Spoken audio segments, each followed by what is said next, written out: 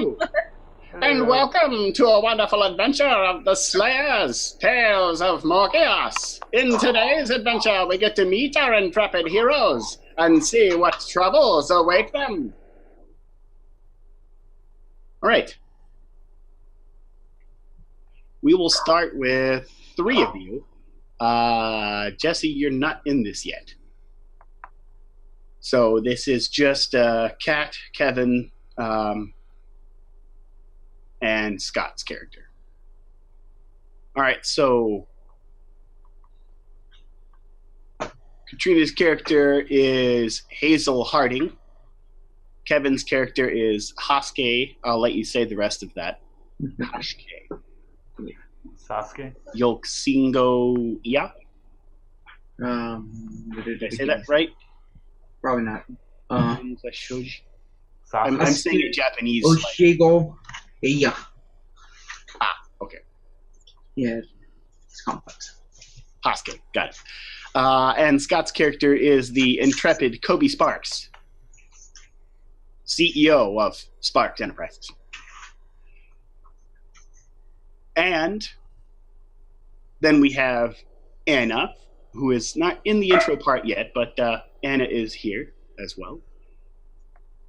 And right now it is just Hazel, Hashke, and Coby. All right, you find yourself standing before one of the senior members of the Slayers, a hulking orc known as Kogor the Slaughterer. He carries himself with many scars and a uniform seeming equally as worn. His statue seems unaffected by his worn appearance as he stands at attention perfectly, hands crossed behind his back. Your eyes are also drawn to his exquisite weapons, a revolver, a shotgun, and a very large-sized great axe. I have gathered you all here today because you show signs of great detective work and talent. As he says talent, he looks at Coby.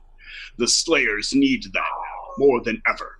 We are knee-deep in slaying right now and need a division of investigators and detectives to root out some serious problems that have been coming up. So I have chosen you to start a division, hereby known as the Black Division of the Slayers. He hands you all pins and gives each of you an extra. If in your travels you find people that can better your cause and show talents, please feel free to recruit them. We always need more members. If there are no further questions, I do have a few tasks for you to investigate already. Does anyone say anything? Kobe's like a little aloof. He's not really paying too much attention. And when he gets the badges, he has one of them just go onto the magnet part of his armor. And just like, tink. He's wearing like scale mail, but it's like heavy armor on a gnome, so he probably looks a little weird. And the pins that he hands you also have a part on the back that can pin through your clothing. So you can pin them to any type of clothing. Also, I don't know everyone else's heights, but I'm like 3'6", so you can say, am I like at waist on everybody? Kogor the Slaughterer stands at an impressive 6'3". I'm 5'8". Although you're pretty sure he's not going to be going with you, he's just going to be the one telling you what to do. Okay, if nobody says anything, Kogor says, the first one is a bit of a strange one. I need you to investigate this strange tower that has come up. Almost seemingly out of the middle of nowhere, a marble tower just sort of appeared. It altered some of the landscape around itself and seemed to just turn the place into a nightmare terrain. We've quarantined the area and keep citizens away. Luckily, it was just in the middle of the plains. It was nowhere impressive. Walk from here, or maybe a bit further. Shouldn't be too hard for you to get to. Okay. Do you have anybody we can talk to about that saw it? See if they knew anything? The only people you could ask about would be people in the town. Maybe someone saw something. They're the closest people to it. Some of the local merchants might have been on their gear bikes running around outside. They might have seen it. Okay, I already know this, and we are kind of jumping the gun. But for anyone who's watching, Could you explain like what city we're in, how this world Oh, works? yeah. You are in a small neutral town. This town does not hold allegiance to any particular empire. Now, there's a few of those around. Most of them call themselves the Fishers, and they're near the ocean, and they literally just fish because the ocean is infinitely filled with delicious food, ready for the harvest. But this particular town is more of a trading post. It's kind of like a stop. Most people stop here just kind of on the way to some of the empires. Both the Empire of Dullstunning, which is an empire of necromancers and undead mostly, and the Imperial Legion, which is an empire very similar to ancient Rome, but their uniforms look like the Full Metal Alchemist, not including the strange stopwatch. But that particular setup there is what you're looking at. The town looks very Victorian era, with electrical lights kind of buzzing on the streets instead of oil lamps, and other electricity flowing through some of the more well-to-do houses, and the less well-to-do houses still using oil lamps and other steam technology. There's still quite a bit of brass pipes around, but the majority of the architecture here is similar to that of the Empire. It's very Roman-esque, large marble columns, huge marble buildings, stuff like that. Stone is the common construction of most buildings, as lumber is still pretty hard to find. So you said this town's a little more neutral, so it's like not really necromancer influence too much, not too imperial, a little mix of both, maybe? Right. There are parts of the town that both kind of come in to trade with, but like I said, this is kind of a central hub, more of an area that involves a lot of trade. All of you, including Anna, are aware of that particular setup. Okay. You guys can probably clearly tell Coby is very much, like, his armor looks very imperial. He probably really stands out like a really, very tiny sore thumb. So, Wow, this shouldn't be too hard. Well, let's go see this marble tower. to catch up, since I had to keep comforting my dog that we weren't about to be murdered, we're going to a tower that's inside a little village that's outside of the city that we're in right now. Village tower is on the a ways away from the village, about a day's walk. So some people here might know something about the tower. Correct. Okay. Is most of the country still like a desert-like terrain? Nope. Most of the countryside is wonderful plains and grassland. Oh, interesting. Okay. There are still remnants that it was once sand years ago, but it's mostly plains now. Okay. The god of life and the elements for Ropanoth saw that the world was returned to how it was before. I agree with that one over there. She points over to Kat's character. We should probably Hazel. Hazel, Coby Sparks. And he like his hands like up. Shake your hand. Are you a halfling or? I'm a gnome. Oh my god, that's adorable. Imagine literally like Robert Downey Jr., but he's a gnome. Oh good god. So, So you might mistake me for a halfling. You might mistake him for a lot of things, as his race, as well as halflings, just recently came back into being about 15 years ago. I look fairly strong too. Like, you know, I'm able to wear heavy armor, so maybe a dwarf, you don't know, or maybe you do. I don't know. He's got a goatee, so maybe he's just a really short dwarf. Yeah. So do you have any idea, Kogor, who would be the best to talk to about this, or should we just like ask around town, or do you have like an individual that you think might have seen it? He shrugs his shoulders. You're the investigators. Investigate. I'm good at putting my axe in things. This doesn't look like an axe situation. This might involve a bit of tact. but you're asking us to ask them questions. I like your jokes. Now get out of my office. He says gruffly. Coby does like the thing where he like just puts both hands behind his head and he just casually walks out of the office whistling. Yeah, by the way, he's not a half-orc. He is a full-blooded orc. which many of you would associate as being very lawful and organized, very militaristic. So probably in most D&D campaigns, we would view that as more like a hobgoblin. Similar to their traits. Okay. The orcs on this planet are like that. Now, I vaguely remember that in the document we got on what the world is like, that half-orcs were... So, like, are there not half-orcs, or it's just... There are half-orcs, but there are full-blooded orcs as well that are just part of society. Okay. I'm sorry, I lost my dog. I thought he was going to come over and get an apple slice, and he just fucked off. So, like, are there not half... So, I just turn around on my heels and walk out.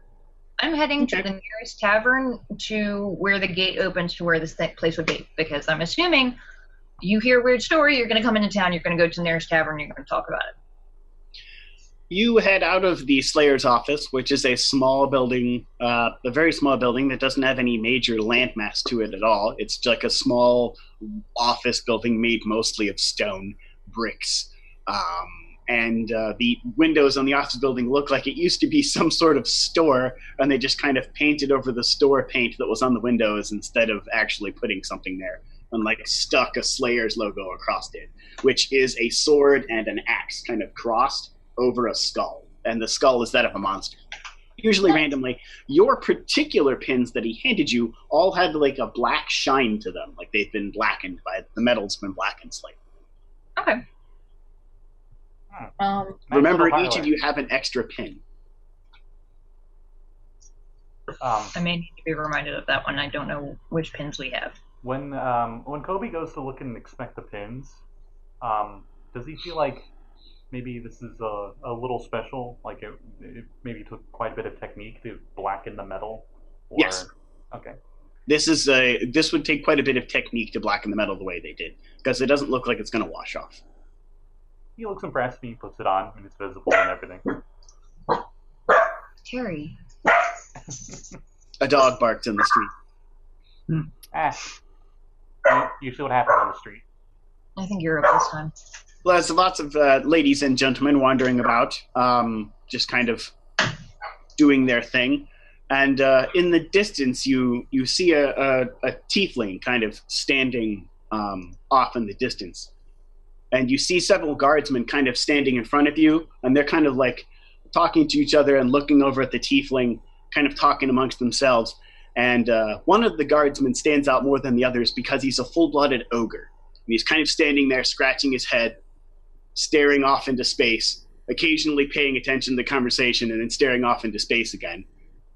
Wow. And then you very loudly hear him say, "Why we look funny at lady?" And he says, very stupidly scratching his bald head. The one guardsman that looks rather gruff goes, "Look, Hank, I told you, we're trying to figure out who she is. She looks a lot like that, what did you say, Greg?"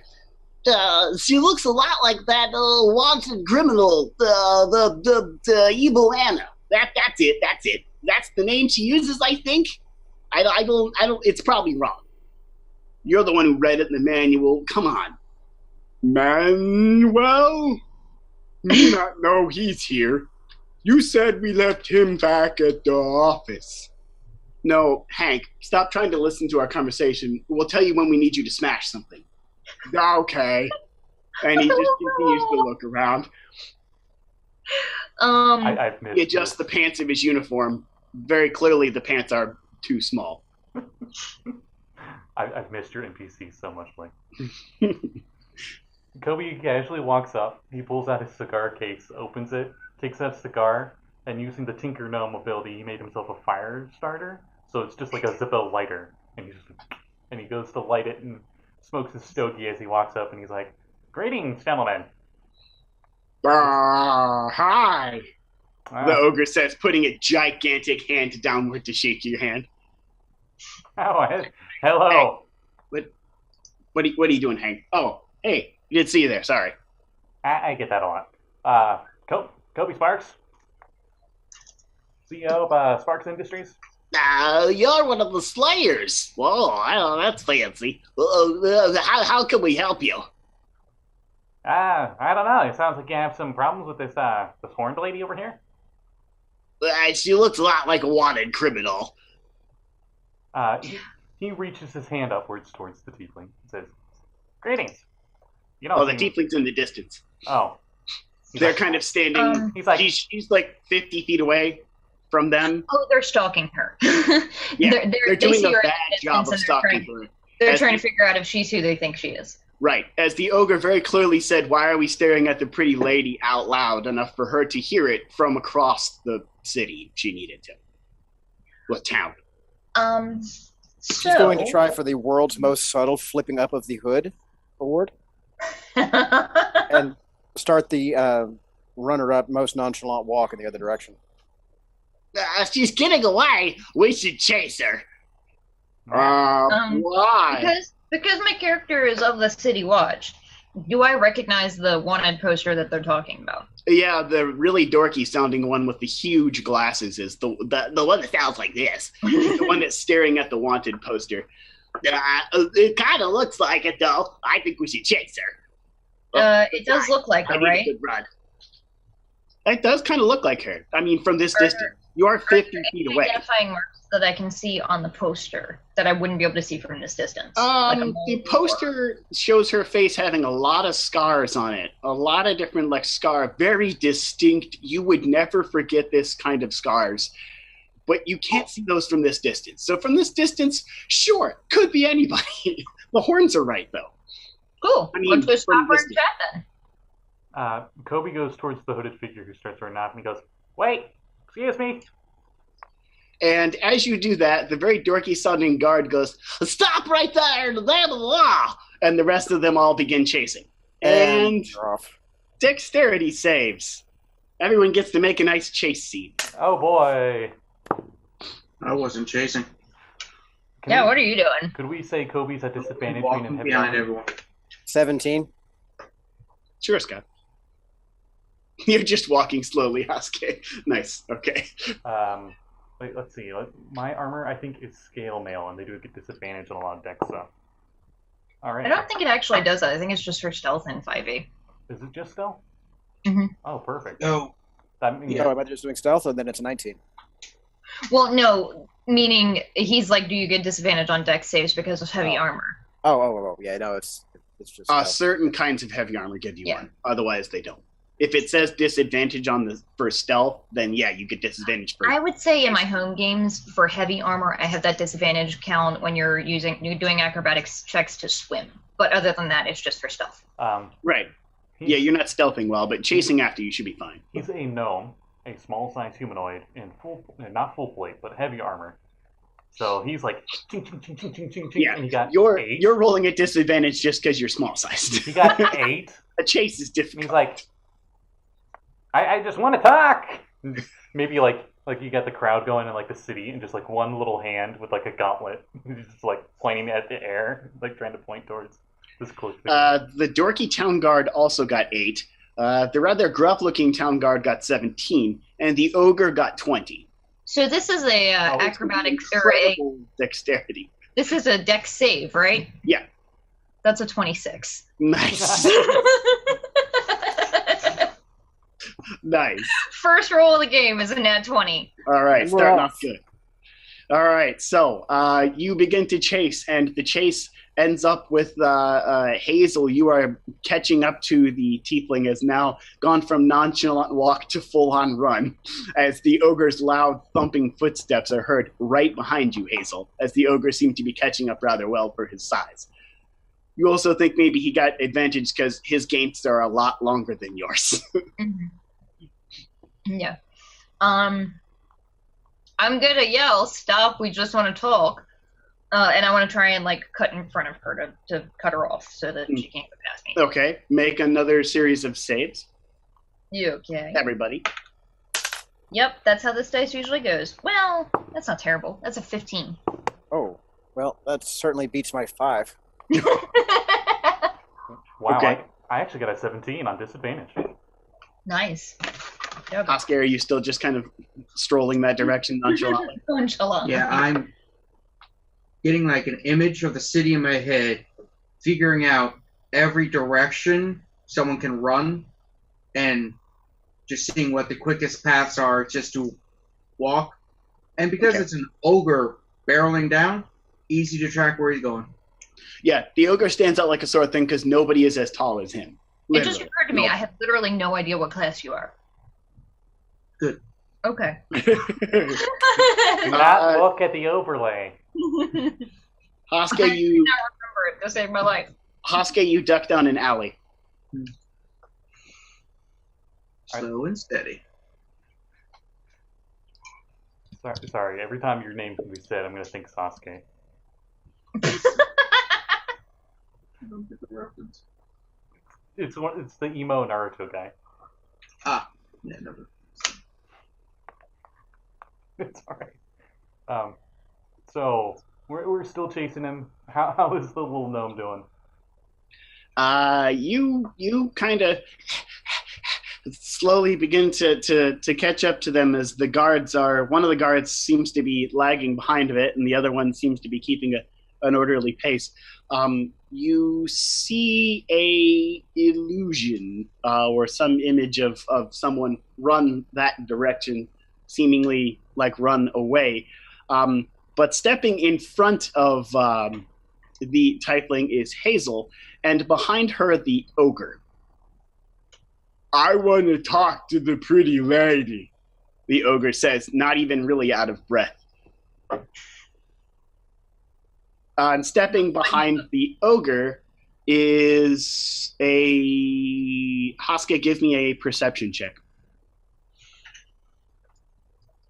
Jesse, I need a stealth from you. 15. Sorry, Anna.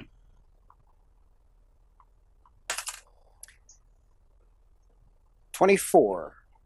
Holy shit. Not You're 20 on pretty that roll, babies. You're pretty sure you saw her kind of duck the other way? Like down like an alley? And the rest of you get a perception check as well. Coby, make yours at disadvantage because you're further away. Okay. Oh, that's not super great. Wait. Eh. Wait up. 3. All right. None of you seem to notice except the one gruff town guard who Anna steps directly in front of you. I said we want to talk. She's going to put her hands up and just stand up. Wait, lady didn't go that way? The ogre says, looking the direction all of you thought she went. I assume at this point we realize what we're looking at is an illusion. Yes. Okay. It says she can use magic. Maybe that was some kind of illusion. She's going to flip her hood back and look at her. And look at everybody. Hey, wait a minute. And the rather gruff-looking guard grabs the bridge of his nose, seemingly as he's done 1,000 times before. George, you racist piece of shit. It looks just like the picture. This is the 5th person we've stopped this week that looks just like the picture, George. God damn it. Does she look like she has scars and her horns are curled the wrong direction? God damn it, George. Ha ha, make mistake, Hank says, pointing at George and laughing. So she's going to finally speak up, and we'll say that it's actually fairly high-pitched even for like an adult woman, but there's some kind of a trace of an accent you couldn't place. And she says, I suppose I'm free to go then? Well, we don't need you for anything. I don't know about the Slayers here, but that's up to them. Bye, pretty lady. Come on, George. You do bad again. Cheerful, but also kind of sarcastic wave at the big fella. The really big fellow waves back. Yeah. And then goes back to scratching. I really like them. I know I want to, but I do. And Hank, George, and Carlin, as you learned was the intelligent guy's name, walk off into the distance. Carlin, I swear, it looked exactly like him. Her, you moron. And it's the 5th mistake this week. I'm taking that poster away from you. Give it. And he takes the poster from him as they're walking off. You don't get to look at it anymore. And she's going to throw off a comment as she walks away. Empire's finest. So question. How close to said gate out of town are we? Or there's no gate to this town. Or like to the entrance where most people come in. I'm wondering if it looks like Anna might be coming from their direction. You are right at the crowd of the town. There's like an ocean of people walking around you. Quad cog buggies driving by and cog bikes spinning by. Just so you're aware, cog bikes don't look like a bicycle. It looks like a giant cog with a person sitting on a seat and the engine in front of them, and it's just a single-wheeled vehicle that moves around. So it's like the Grievous Mobile. Yes, but with just one giant wheel as opposed to two. Nice. And the quad cogs have 4 big cog-shaped wheels, and it looks like a buggy that has a bar around the outside of it that people can sit in the middle. Nice. Oh, your butt.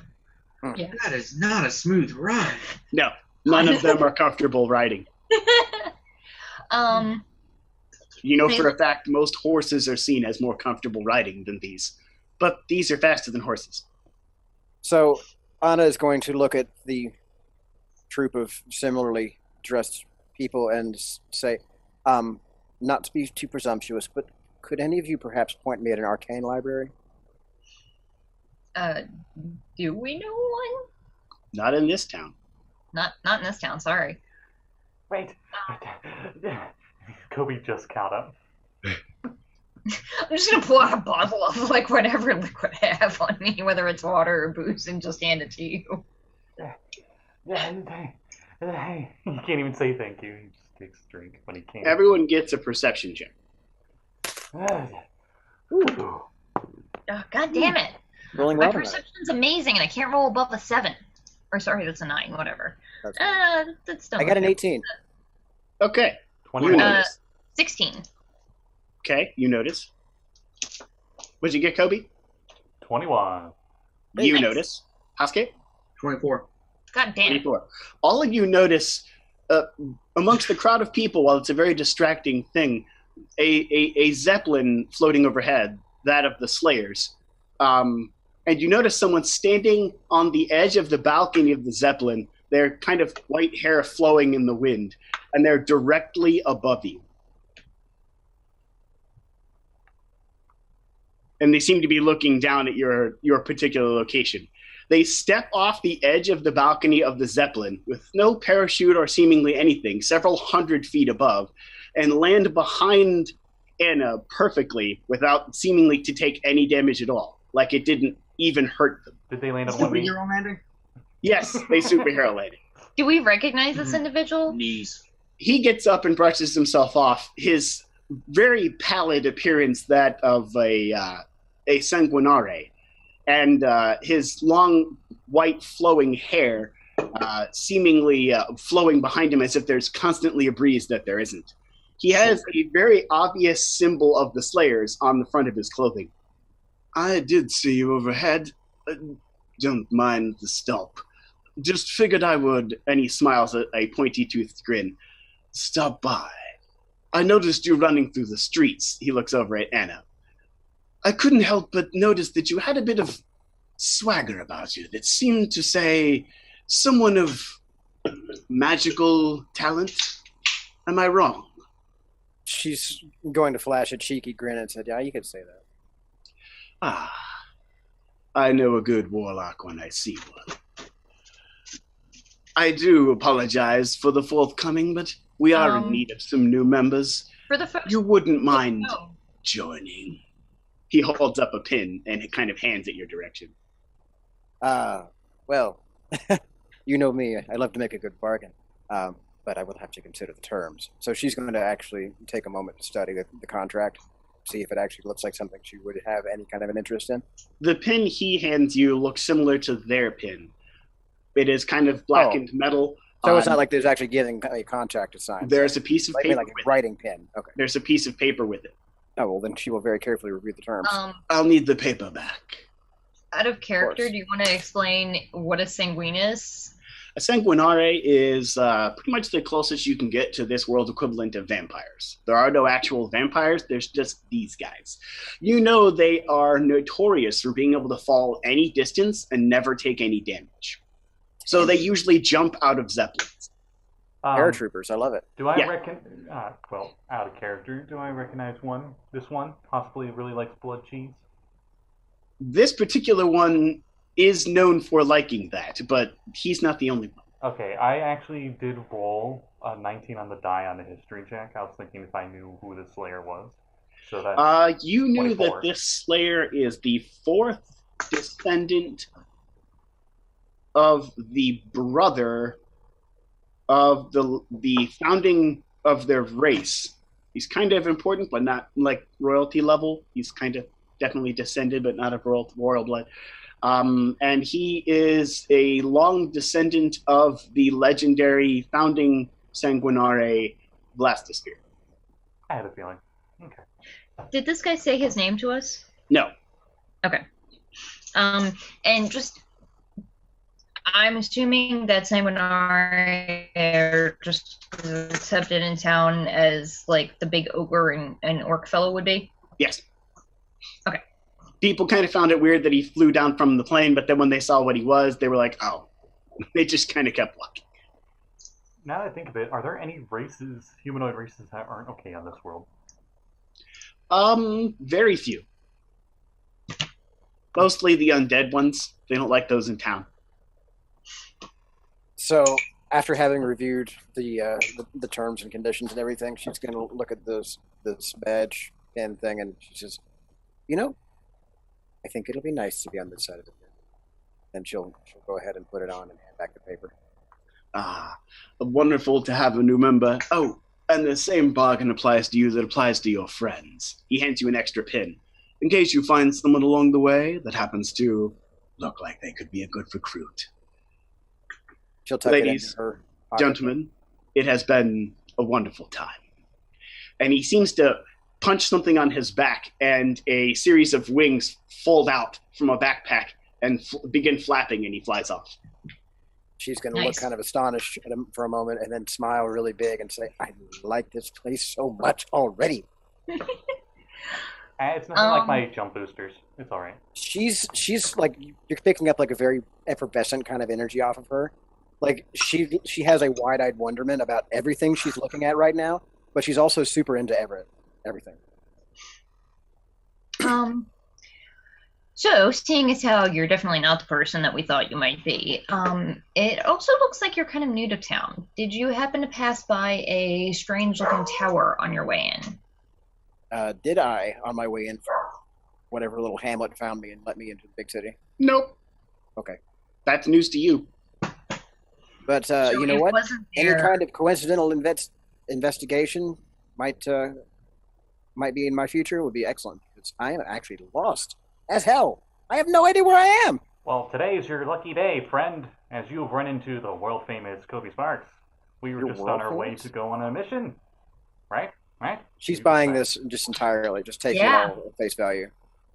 Um, She's got like an almost childlike naivety about her right now. I mean, she is a member now, so no problem to her joining, right? yeah. Anybody wants to roll an insight check? Probably, I yeah. would, but I don't think Coby would see any reason to yet. And Husky's always judging people. 22. She doesn't really seem like she's got like a full adult mentality right now. She seems kind of like an early teenager, maybe. Like she's got the body and physique of like somebody in their mid-20s, but her mind is probably somewhere in that early teens. People.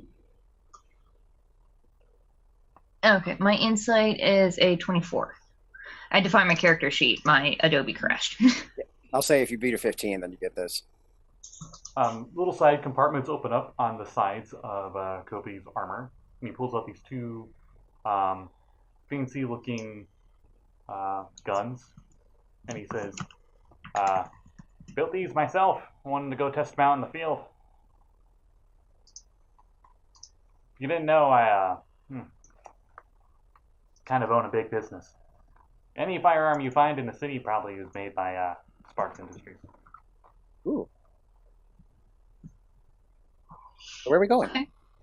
There was Oh, there's a marble tower apparently somewhere that we need to investigate outside of a village, and I explain where that location is. We were thinking of stopping by the nearest tavern, though, first to try and see if anybody else might know anything about it before we just wander in there. Oh, yes. Good to get the lips a little wet. So I guess let's head that way. All right, you head to the closest bar. Now, I will also be making recommendations to listen to certain types of music for our audience, or if you guys are watching this again later and want to add the music to it for effect, you're more than welcome to. This will happen for boss fights and for different environmental changes. I will make recommendations for different kinds of music. As you walk into the bar, the music that is currently playing is, if you would open up Pandora and search for a little channel called Galaxy News Radio, it will be whatever music plays whenever you happen to listen to that. It's a nice little music ensemble from the era where this music will be appropriate. There are a lot of people sitting around drinking libations and seemingly enjoying themselves in a rather alcohol-induced method. And someone singing on the stage. Maybe it's the someone you're listening to. Okay. In any case, Coby that's what's happening in the background. Coby just hops up to the bar, and he just says, "One whiskey in the rocks." The bartender walks over. All right, he's a half-orc. He sips on a whiskey on the rocks. That'll be a silver. Ting. Don't spend it all in one place. He catches the coin and nods and walks back to serving drinks. Anna's going to follow his lead and do the exact same. Like, I have the same order. Okay, the bartender gives you the same thing, 1 silver. And she's going to slap the coin on the counter just the same, walk off with it. He takes it, puts it in his pocket, walks off. Right. There's a person sitting kind of like next to Coby. Okay, so we're going there. This person looks as though they had a really shitty day. In case anyone doesn't know, he's like drinking tea. Yeah, a repurposed bottles. It's tea. Also, I think we lost 2 of our guys. They were very frozen. Oh, okay. Are you back? Oh. Yep, you are now. Okay. Hey, Your video both like kind of froze, and Kevin was making a face like this. He was like, "Really?" And I was like, Yeah. That's funny. Okay. Anyway. Grab the So Yeah, there's a lot of people here drinking, and the person next to Coby looks pretty wasted. Okay. I'll just order whatever non-alcoholic thing they usually have here, whether it be like water or The very thing I actually have in this bottle. Tea. Oh yeah, okay. It's a very popular drink. I'm gonna ask the bartender. Hey, so I was wondering if you guys get any travelers in here. We just heard that there is a strange new tower that popped up outside of town. We were wondering if you or any of your patrons had heard anything about it. He kind of shrugs. Information isn't free. Coby just flips the gold. He takes it, looks at it, looks at you. Yeah, I heard of it. Popped up a couple days ago just outside of town. He pours someone a drink, slides it. No one knows much about it. A lot of people give it a wide berth. Says the grass in the area around it looks odd, out of place. Odd how? Black. Inky. Not dead. No. Black Okay. and inky. It's the best description I got. Okay. Blobby creatures made out of goopy ink running around in it. Not much more than that. Maybe, let me think. Can I do an Arcana check on that? Sure. Oh, of course he rolled low on that. So I think 10. Let me double check. Nothing okay. seems to ring a bell. Okay. Anyone else can Arcana check as well after that description was given. That has I'll Arcana. try it as well. Definitely not good. No, I don't have Arcana. Never mind. Yeah, if you put stuff in Arcana, you can check. Otherwise, you're probably not going to have heard of it. It's not an average thing. Okay. All right. That's going to be a 22, but it's going to give her a headache. Anna, it, to you, sounds like a planar breach. Oh, that's definitely going to give her a big fucking headache. Like, you'll see her wince, like, really bad and, like, put a hand up to her temple and, like, take it off really quick. Can, like, move the booze away. You alright? Yeah, that, I need to follow. You look a little young to be taking that much whiskey, sport. And she's going to look down at you and says, what are you talking about? You're not even old to drink. And she's going to knock it back.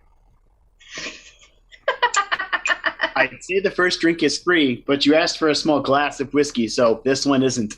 You and Coby need to give me a save. Okay. Constitution-based. That one, yeah. So, you come here 7. often? Nope, 7. Never been Okay. here before in my life. Both of you failed the DC of plain whiskey, which, by the way, was 10. You're feeling a little tipsy. Both of you are at disadvantage for wisdom saves for the next hour. Awesome. I'm used to this feeling. And you get a small temporary one check only bonus to charisma check if you make the next one within that hour. You say 1 check bonus? What Yeah, they get an advantage for 1 check only. Oh, I can get advantage on a check? Yeah. Okay. Within an hour after being drunk. A charisma-based one. Right. Yeah. By the way, I neglected to mention this when we were all first not quite introduced. Which, by the way, hi, I'm Anna. Oh, hi. Yeah, Hazel. And okay, hi, Hazel. And I'm just pointing around to the rest of you. Coby's like, the name's Sparks, and he like whips his hair, and it's like, whoa. You got like the slow-mo, like. Yeah, except you're drunk, so you like whip the hair and you fall off your chair. Oh no, I'm using my advantage on my charisma. Oh. Coby's fine. That's the timing I like.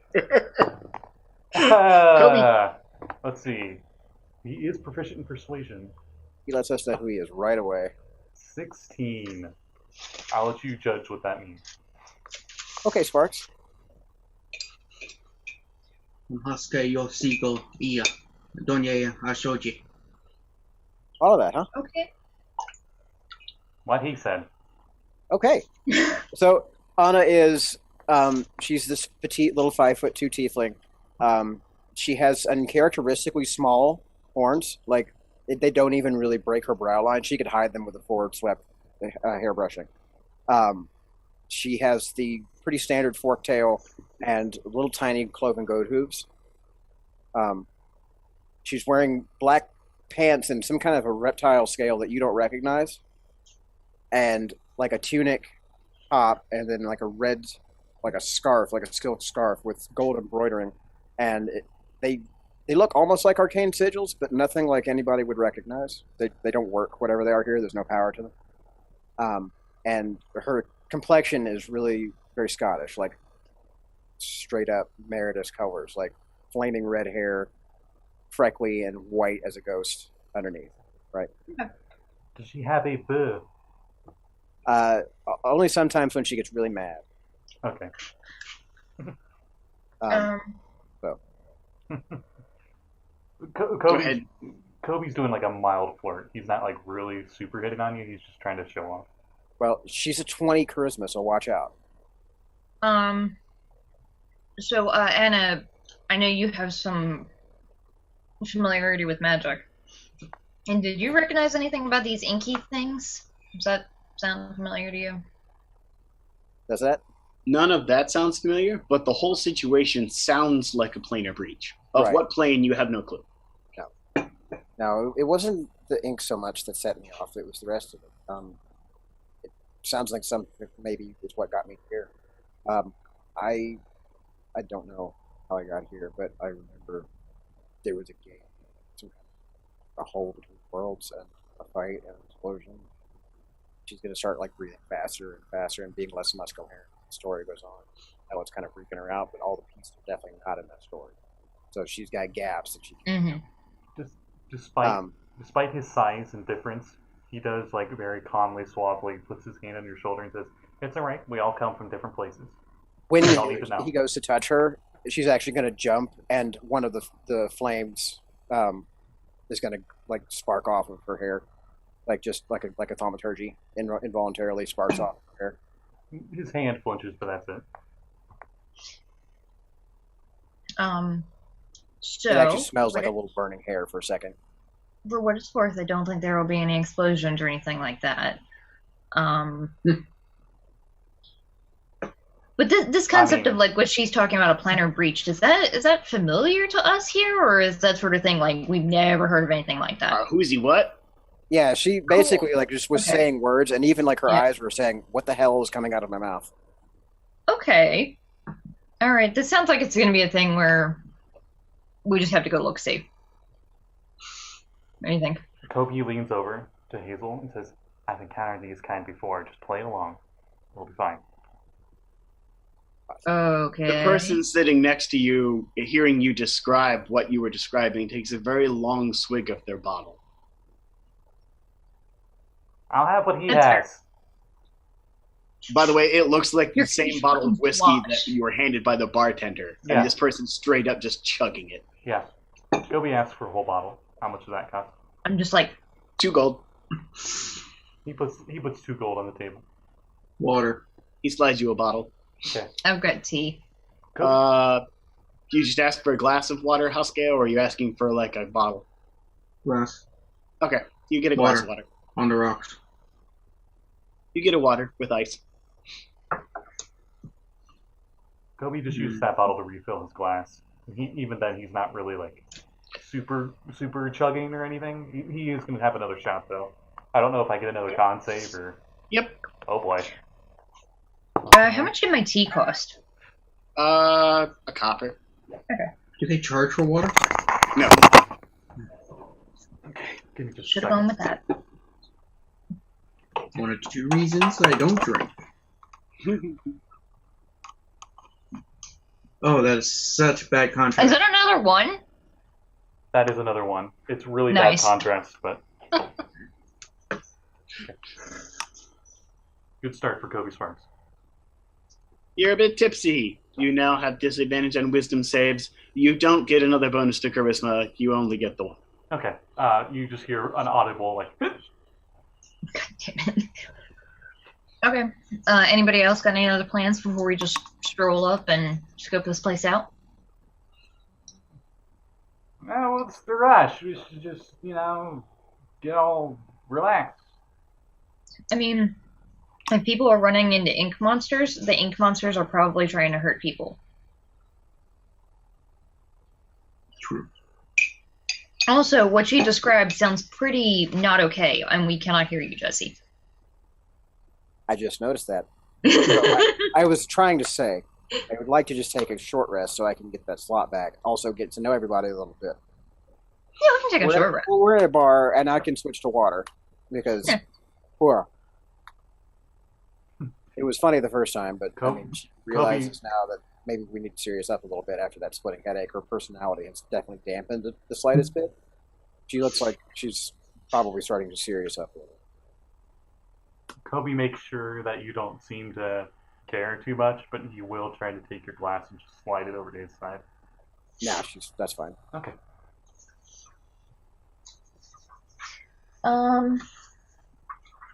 Yeah, so I guess we can ask around to see if anybody else here has seen anything about it, but I kind of doubt it. The only thing you get out of anyone here, if you investigate, is an investigation check. I can do that. That's a lot out of that investigation. I can do that too. God fucking damn it! I'm so good at these checks and I roll such shit! That's a 9. I got a fucking 3. And that's what you 15. Get. You get 9. Yeah. Those of you who got over 10, you get that the guy sitting next to you that is downing a bottle of whiskey like it's water is the only one here to have come back after having seen something from it. Awesome. That's convenient. That's also telling. He reeks of whiskey and alcohol and just absolutely stinks of it. His one suspender is like off of his shirt and the other one's like all disheveled a little. You don't want to go over there. It's nothing but madness. Those little things I don't know what they are. They're about as big as him. He points to Coby. They're made out of goopy whatever. It looks like ink. I don't know. They're terrible, mad, crazy things. They got too close. I don't want to see him again. What did they do to you? I don't want to talk about it. Made him want to get a little bit of whiskey rose, apparently. I want to forget about it. It's what I want to do. And he takes another really big swig of the bottle. I gotta say, it's going to be hard to forget about it if it's still there when you leave town. I'm hoping to get drunk enough that I don't remember what direction it was. Here's to that, and he puts his glass up to the guy. He takes his bottle against your glass and takes another drink and then collapses onto the counter. Yeah, I expected that. Okay, if it's not been that long into our short rest, then I'll order something to eat. But basically, as soon as you two are ready to go, then you get a short rest. I got the food. What do you want? Like lobster? Yes. Okay. Coby, do you get everyone here a good meal? I get them a meal that I'm used to, so a very good meal. Okay. Spend 1 gold per person. Okay. Including yourself. Okay. I literally have down in her character traits: loves good food and drink. All right. After a short rest and some food, even Coby begins to sober up a bit, and none of you are drunk. And if you expended any spells, they have returned. Hooray! Corks the whiskey, Okay. Puts it in inventory. You mean you didn't finish the bottle? What do you think I am, stupid? Talented. Okay. He looks like this is not the first whiskey he's drank. By far. Say. Oh my god, you are Tony Stark. I try. Yeah, so I guess let's get going then. Okay. You begin your adventure outside of town. That caviar really hit a spot. Really got rid of the aftertaste. Well, now that I think about it, with this world being where like the sea has got so much life in it, would caviar still be a delicacy? I mean, yeah, Or probably, lobster? but it would be a lot more readily available. Right. It Caviar- wouldn't But be as that's the expensive, thing. but The- it would still be expensive because it's considered high taste. I was gonna say, because like the only thing that makes things worth anything is scarcity, typically. Right. And like if there isn't scarcity, then there's no reason for You're it more to be. likely to get a lobster or caviar related meal if you're willing to spend the money because they're more available. Yeah. But people charge more for them because it takes a bit of finesse to Because it's harder to get them. Yeah. Also, It takes a bit of finesse to cook them. Also, caviar usually comes from freshwater fish, so that's probably like harder to come by. Maybe Lobster's only considered Yeah, delicacy lobster. because the trains, it used to be considered not even worth prisoner food. They're urchins. They're bottom feeders. Right. Also, they used to be fucking huge. Right. Well, You overhunted. well, Coby gets you guys the equivalent of like the what like a super sampler feast. I'm just imagining you sitting in front of a lobster that's as big as you are with like a fork and a knife, like, ah. He's just like butter, mustard. Pretty much. Okay. As we're Honest- heading out of town, I'm just bopping along to the music right now. as we head out of town, I want to make sure that as we get closer, I have like my bow and arrow out just in case, because it sounds like there's a bad time ahead of us. You walk that direction, and as you get closer and closer to what you can see is a very clearly standing out white tower made of marble in the distance, you notice something rather strange. The normally beautifully pink sky, yes, the sky on Morkias is pink, is starting to turn a rather scary red color, which you've never seen the sky turn. All of you have at least seen or been through one very scary purple light event and know that that magical weather is something nobody wants to see because it means there's going to be zombies that raise up out of the ground and run amok. But that particular, well, everyone except Anna, that particular event is nothing like this. The sky around this white tower is a blood red color and seems to pulse with some sort of weird blackish color. And the grass itself, you can see in an area around the tower, is an inky blackness, as strange trails of inky goop seem to leak upwards from the ground and pulse as if to a heartbeat. Now, the liquid is on the grass, or is it like now actually floating in the air? It's floating up from the grass. Gross. Wow. Are there any windows in this tower? No, arrow slits, but no windows. You can see something on top of it. It's hard to make out from this distance. Quite a bit of ways. Can we... Coby pulls out both of his guns, his pistols, and this whole time he still had that stogie. It's maybe halfway burned by now because you can. It's one of the Cuban ones, so it's gonna last all day. Well, heads up, folks. Can we tell how tall that the top of the tower is? You could tell that the top of the tower is 3 stories tall, and the top of it would be the 4th story, but you would be able. It looks like you could be on the roof. Okay, well, what I'm asking is, can I use my 50 feet of rope to get up there? Does this look at all familiar to Anna? No. No. I do have a grappling hook. We could go through the roof. There's one with brains. Thank you. Not to be a party pooper, guys. What's that goopy stuff going to do to us? Probably nothing good, which is why I expect we should probably kill whatever's in that tower before something bad happens. Typically, when the sky changes color from that beautiful pink, it's not a good time. I like it. Yeah. Pink is good. Blood red pulsing, not good. Red with black pulsing, not good. But so fashionable. Maybe. Who said that? You see, lurking around in the inky goop of this grass are what look to be 5 squattish figures, probably about as tall as Coby. And they seem to have noticed us? Bloated and made out of goopy black ink. Their eyes glow with a fiendish red that seems to trail behind where they move. And they don't seem to have noticed you yet. Although they appear to be doing completely random tasks, as if only madness is something that they know. Okay. So, world question. We're monster hunters. Would we kill these things just on virtue of them being monsters?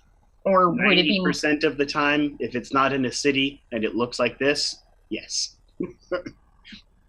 I'm gonna lean over to the 2 arcanists in the group. Do you think there's any chance that those things used to be, I don't know, people or animals that got covered in the goop? Or should we just put them out of their misery? You hear 2 gunshots fire from Coby. Fuck, okay.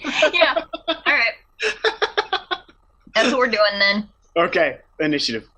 Right. As soon as Coby does, I do have my bow out, so I would probably shoot as well. Okay. Do I get a surprise round where I get my 2 shots in, or?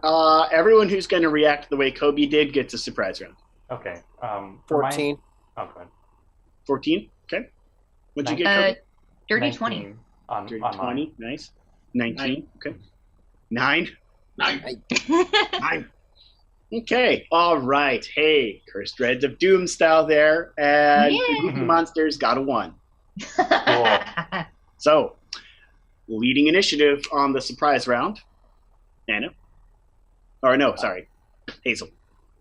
If I see that, I would probably hesitate that 1 second, and as soon as Coby shoots, then I would loose my arrow as well. Okay. You see him he's just holding him in akimbo almost. Oh God. Yeah, you get your attack roll. Okay. Pew pew. 2 shots at 1 guy, so 21 on the first one. You can make yours as well, Hazel. And a 9 on the second shot. 9? What was the first one? 21. Nice. Does his fall? The first shot he makes hits, the 9 does not hit. Okay. Oh, max damage, 11 piercing. It explodes in a explosion of guts, ink, and blood, and intestines. It kind of literally goes and just explodes like it popped like a balloon. Gross. You're going to hear a barely contained squeal of glee from Anna. That's unsettling. Hazel, your action goes off. So I got a 16 to hit. That hits. And would you say that I get sneak attack since it didn't see us? Yep, they are not aware of your presence yet. Oh, fuck no, I lost a teeny dice. Coby, like, on that second shot that missed, he actually turns the gun sideways and he's inspecting it. He's like, maybe the balance is off. Maybe I shouldn't shoot it sideways. That is a total of 10 damage. Okay, it explodes in an explosion of guts, blood, and, well, you assume it's blood, it's black, like ink, and organs. Literally the same way his did.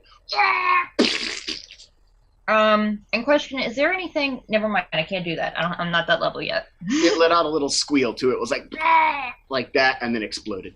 I was going to do my cunning action, but I forgot that's a level 2 rogue thing. Are there any left? Anna, yes, there's 2. Okay, then she is going to go ahead and Eldritch Blast at one. But what's going to actually happen here is you're going to see she's going to start like just shaking really excitedly, and this blackish, purplish light or anti-light is going to start crawling up her wrist and palm and pool in her hand, and she's going to look at it and just point it at one of the ink critters. And it's going to be a 15 to hit. That's a hit. Hey.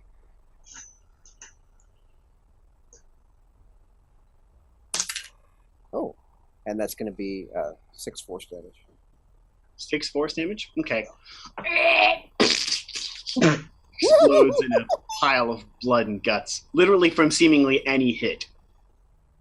At this point, Hazel actually looks over to you, and she's a little more disturbed by that gigglish laughter after murdering something than by the ink monsters. Explode! This is the best day of my life! Hashke.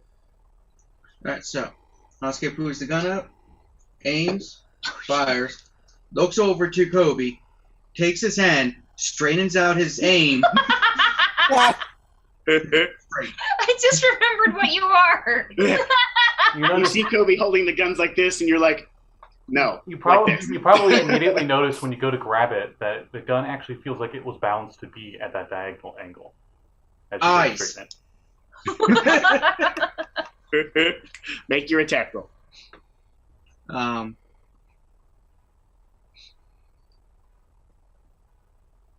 22. That is definitely a hit. I rolled an 18. Oh, I saw the the number that was facing me. It's a 14. Roll your damage. point, right? Roll your damage in case you roll 1. I mean, it's pretty much dead, but roll your damage. 12 damage. Yep.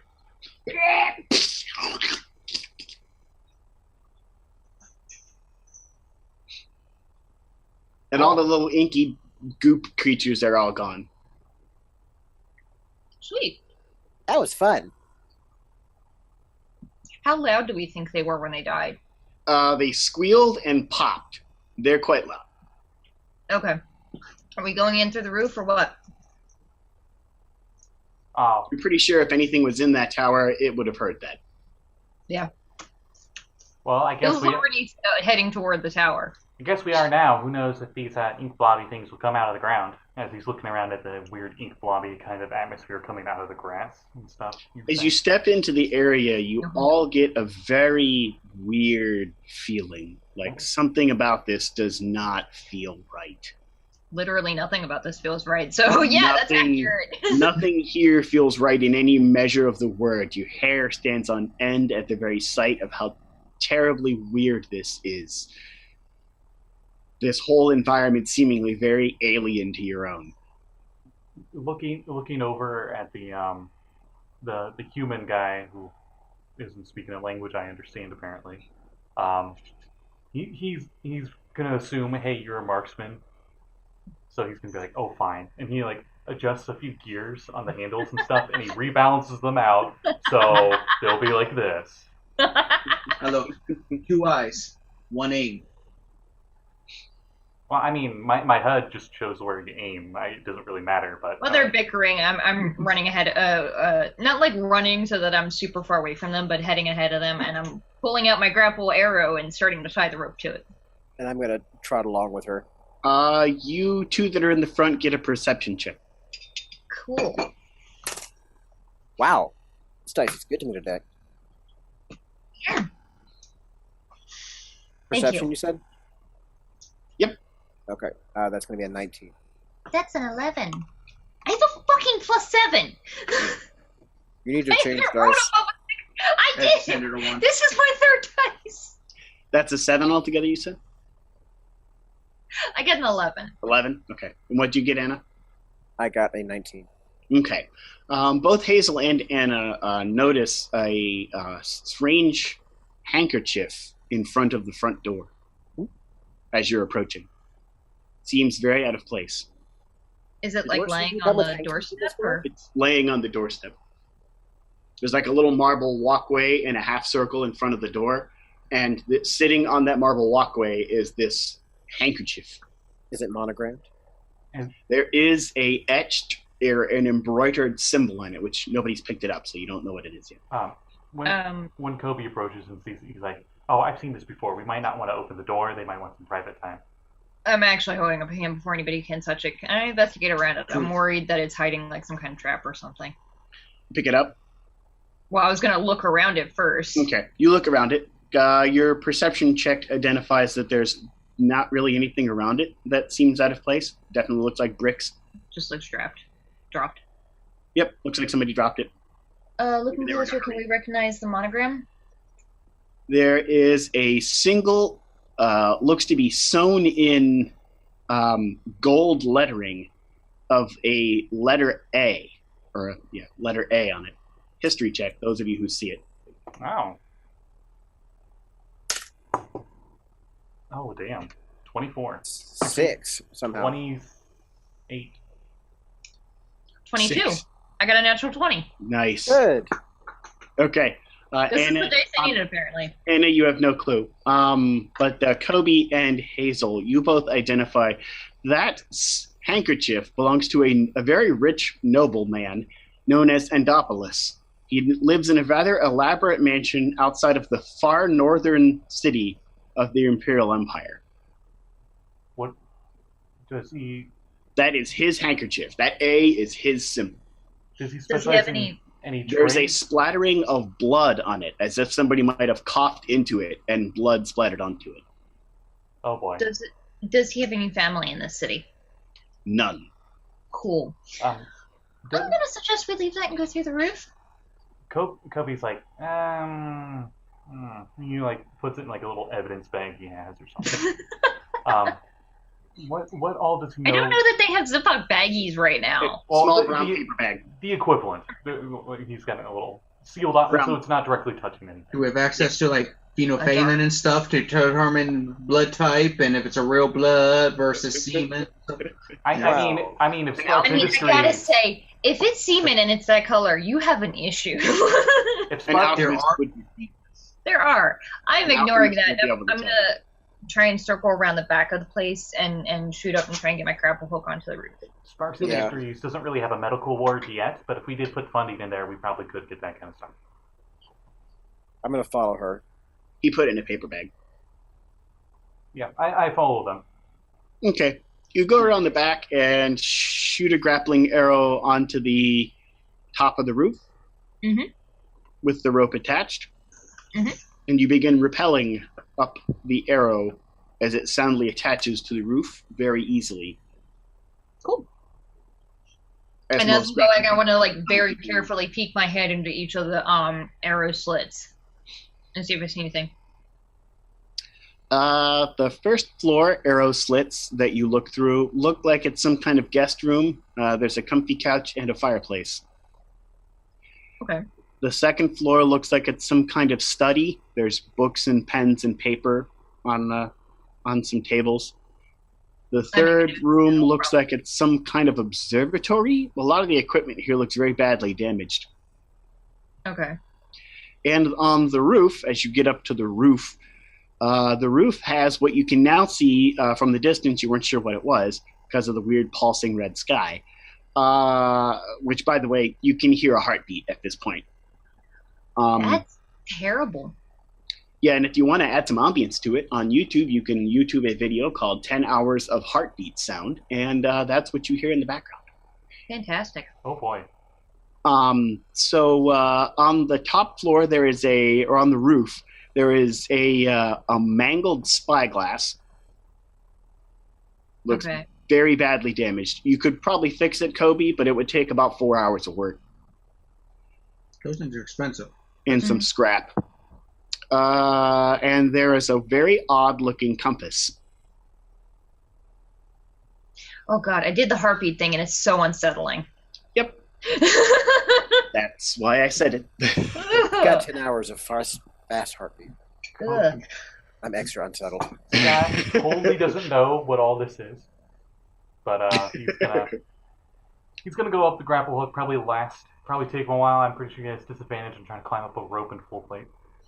For what it's worth, I think if it's knotted, it gives you advantage. I keep saying full plate. It's split. If it's against a flat wall and other things, there are so many bonuses going on. I'm not going to have you roll. Okay. He gets up there and he gets to that deduction. It'll take a few hours to fix whatever that is, and he doesn't have to scrap anyway. It's a mangled spyglass, and there's a weird compass. It's a small compass. It's very weird looking. A trapdoor going into the tower? Yep.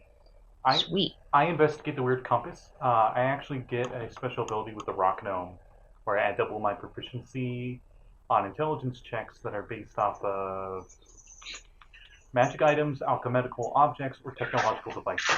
Would I be able to apply that? Yes. Okay. Whoop. Oh, that's all. 20? Dirty 20? You think with the right star charts, you could use this astral compass to guide yourself anywhere you need to go direction-wise. Nice. This is an astral compass. Okay. He takes that and this broken spyglass thingy. He might fix it later, or use it for scrap. Who knows? It's a mangled spyglass. You can spend 4 hours fixing it, or you can take it apart and get 2 scrap. Oh, I know it's a spyglass. It's just broken. Yeah, it's very badly mangled. Oh, I'm gonna fix it later. Yeah, those things are like 1,000 gold. Shit. Well, yeah, on this world, who knows? That might be a common item. Still be useful though. Be good for once. Never gonna pay to war those things. You know for a fact that this very odd compass will only work at night. Okay, noted. Now, when you say work at night, you mean it's just you need the night sky, or like sun go down, thing turns on? Both. I think it's more like if you look at it during the day, you might blind yourself. Hazel has currently got her ear down to that door, and she's listening to see if I can hear anything over the sound of the heartbeat behind the door. Okay. You can make a perception check if you want. That is more fucking like it. That's a 22. Okay. It definitely sounds like a heartbeat. Okay. I'm gonna... A really big heartbeat. Does it go to the beat of the drums? No. Oh. I'm gonna attempt to open the laptop. Okay. You open up the hatch. The hatch opens up pretty easily. There is a very rickety-looking wooden ladder that goes down. I'm gonna drop down and look around. This looks like it was some kind of observatory to the room above. There's a lot of stuff in here that looks pretty badly broken and mangled to pieces. The only other thing in here you can really see that's useful is a bunch of star charts on a table and a scroll case, which looks to be sealed shut with wax. Do I see a door? There's a staircase going down around the outside. I'll drop down after. Okay. It's a small distance. Even Coby can drop down without having to use the rickety ladder and not take any damage. Armor. Oh, shit! Oh, next one! I'm at the first floor! Because remember, the first 10 feet is free if you're dropping intentionally. Even though this is a much smaller scale and the armor isn't that big, I like to imagine he does like a Fallout 4 power armor drop, where he's just like... Yeah. There's a lot of mangled stuff in here. Coby, you could probably get a scrap worth of stuff out of here if you picked up all this weird mangled stuff. He goes and just grabs as much as he can to make that scratch.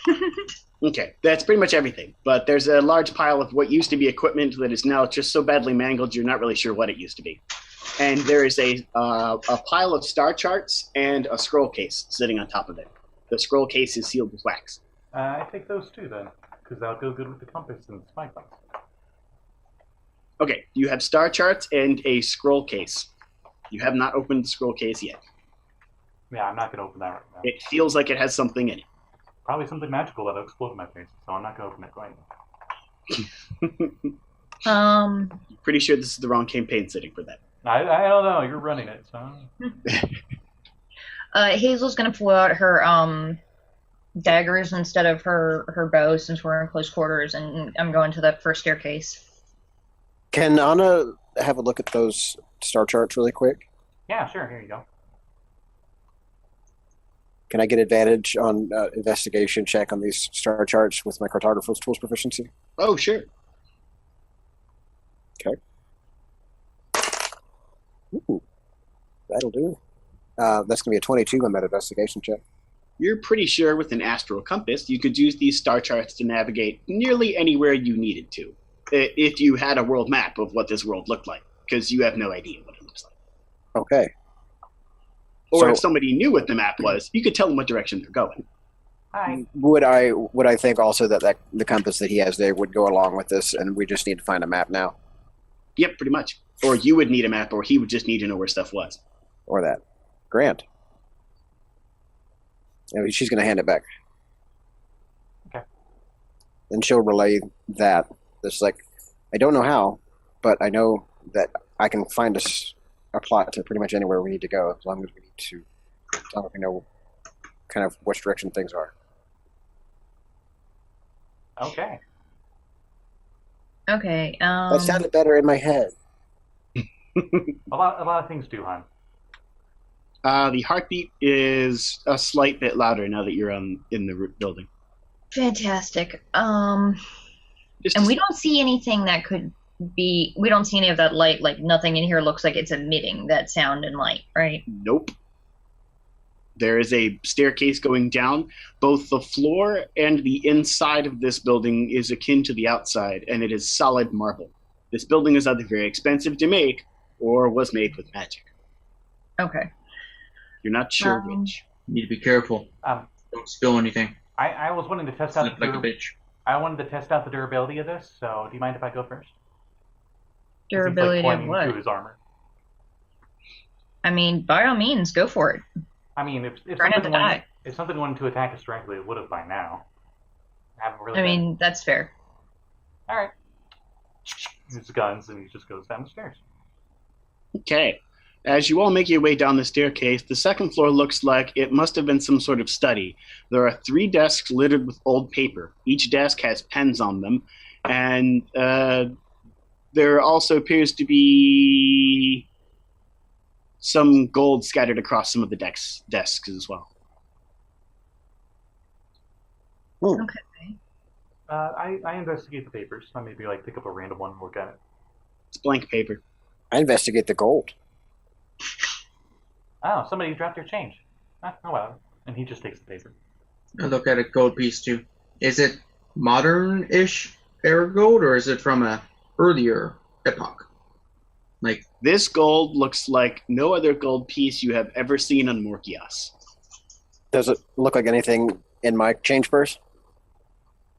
No. Why is there a dragon on these? Whatever. this one's shaped like a crescent moon. That's awesome. Pretty big though. Big necklace. Probably not There worth is much. a grand total of 6 gold pieces on all of the desks. Not bad. Yeah, you saw something. Okay. Well, Coby takes the paper. It's all blank, right? It's just clean paper. Just clean paper. There's about 30 sheets of clean paper. He still could use it later for sure. So he takes it. Do you take the pens? Are they the These ones weird- with ink inside, or are they the Yes. quill pen? Okay. These I are know you have both.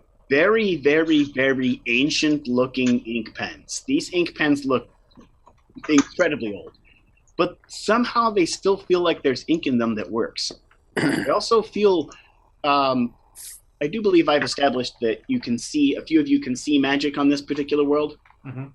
So Hazel and Anna, you can see magic. You see magic, you see the flow flowing through these pens. So you're pretty sure that these pens are probably have some magical properties. I would discuss that with him. I don't remember rolling or anything.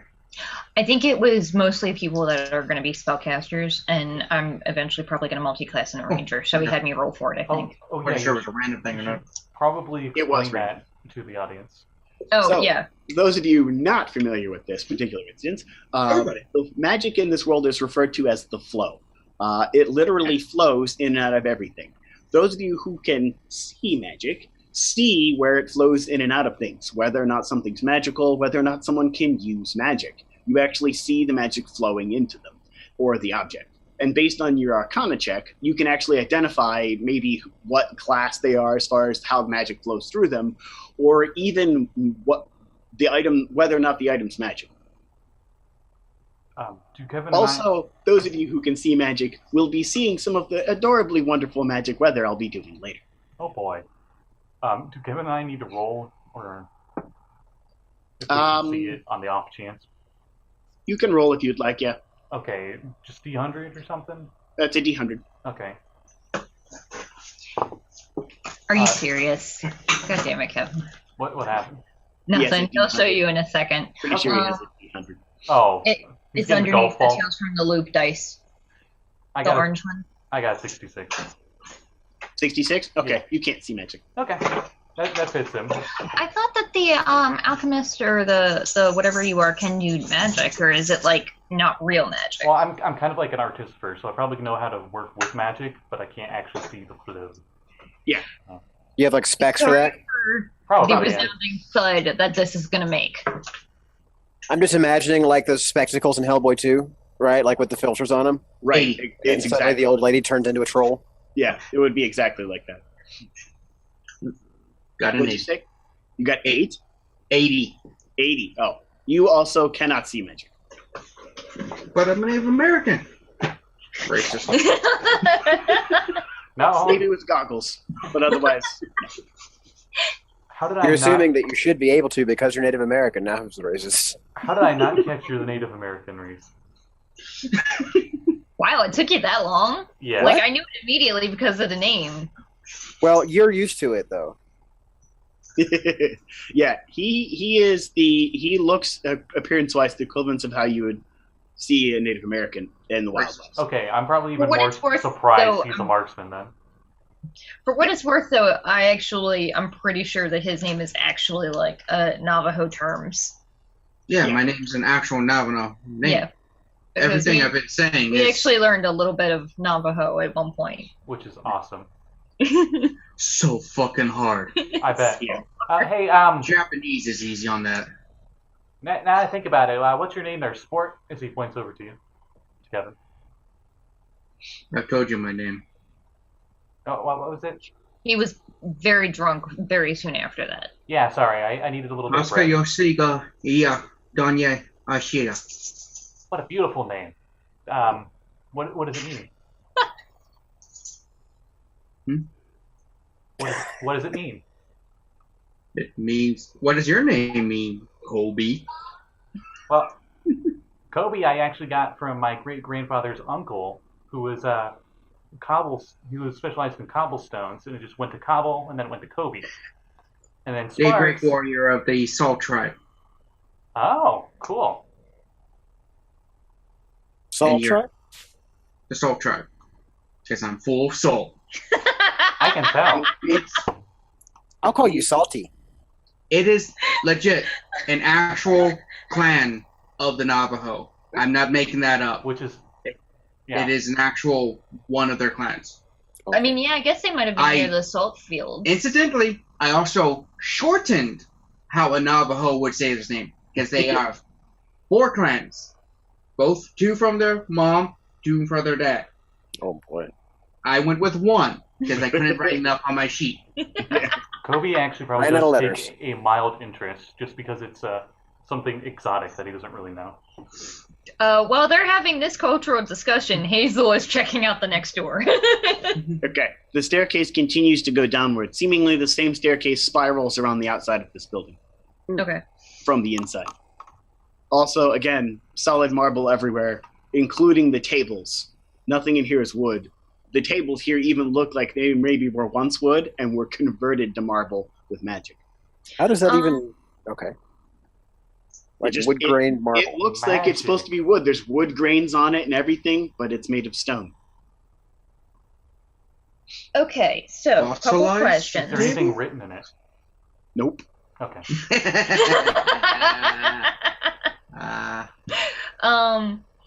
So question number one, as we're going down, do I see any of that like inky stuff in here? Or None. is it just outside? Correct. Okay, like I put my hand against the wall and it doesn't feel like cold or clammy or any inky. You put your hand against the wall and you feel the heartbeat that you're hearing. Nope, not doing that again. Okay, continuing down the stairs. You're literally like, oh.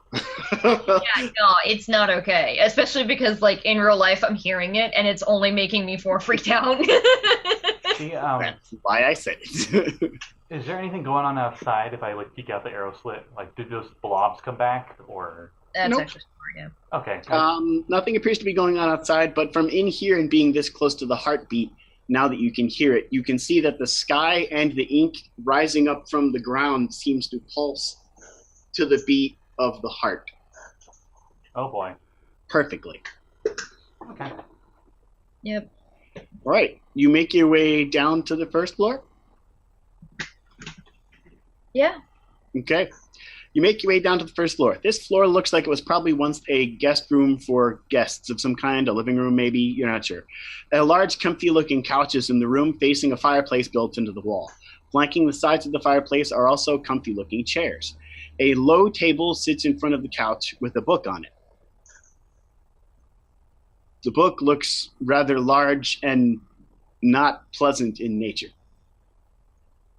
Okay. Economics. You're right over there, Anna. It looks like you're tripping out a little bit. It's the flow. Yes. It reminds me of You are the flow, and the flows with you. Those of you that Go can on see with the the flow see a lot of flow moving through this book. There is a lot of flow. It is Okay. probably a wizard's grimoire, and you may or may not want to touch it. Oh, shit. It's flowing heavy, guys. Watch out. But we still don't see any people, right? None. No signs of anyone anywhere. Can I use and can I investigate that grimoire very carefully? Yes. Give me an Arcana check. Okay. I will assist, because my gnome stuff. Yay. You get advantage.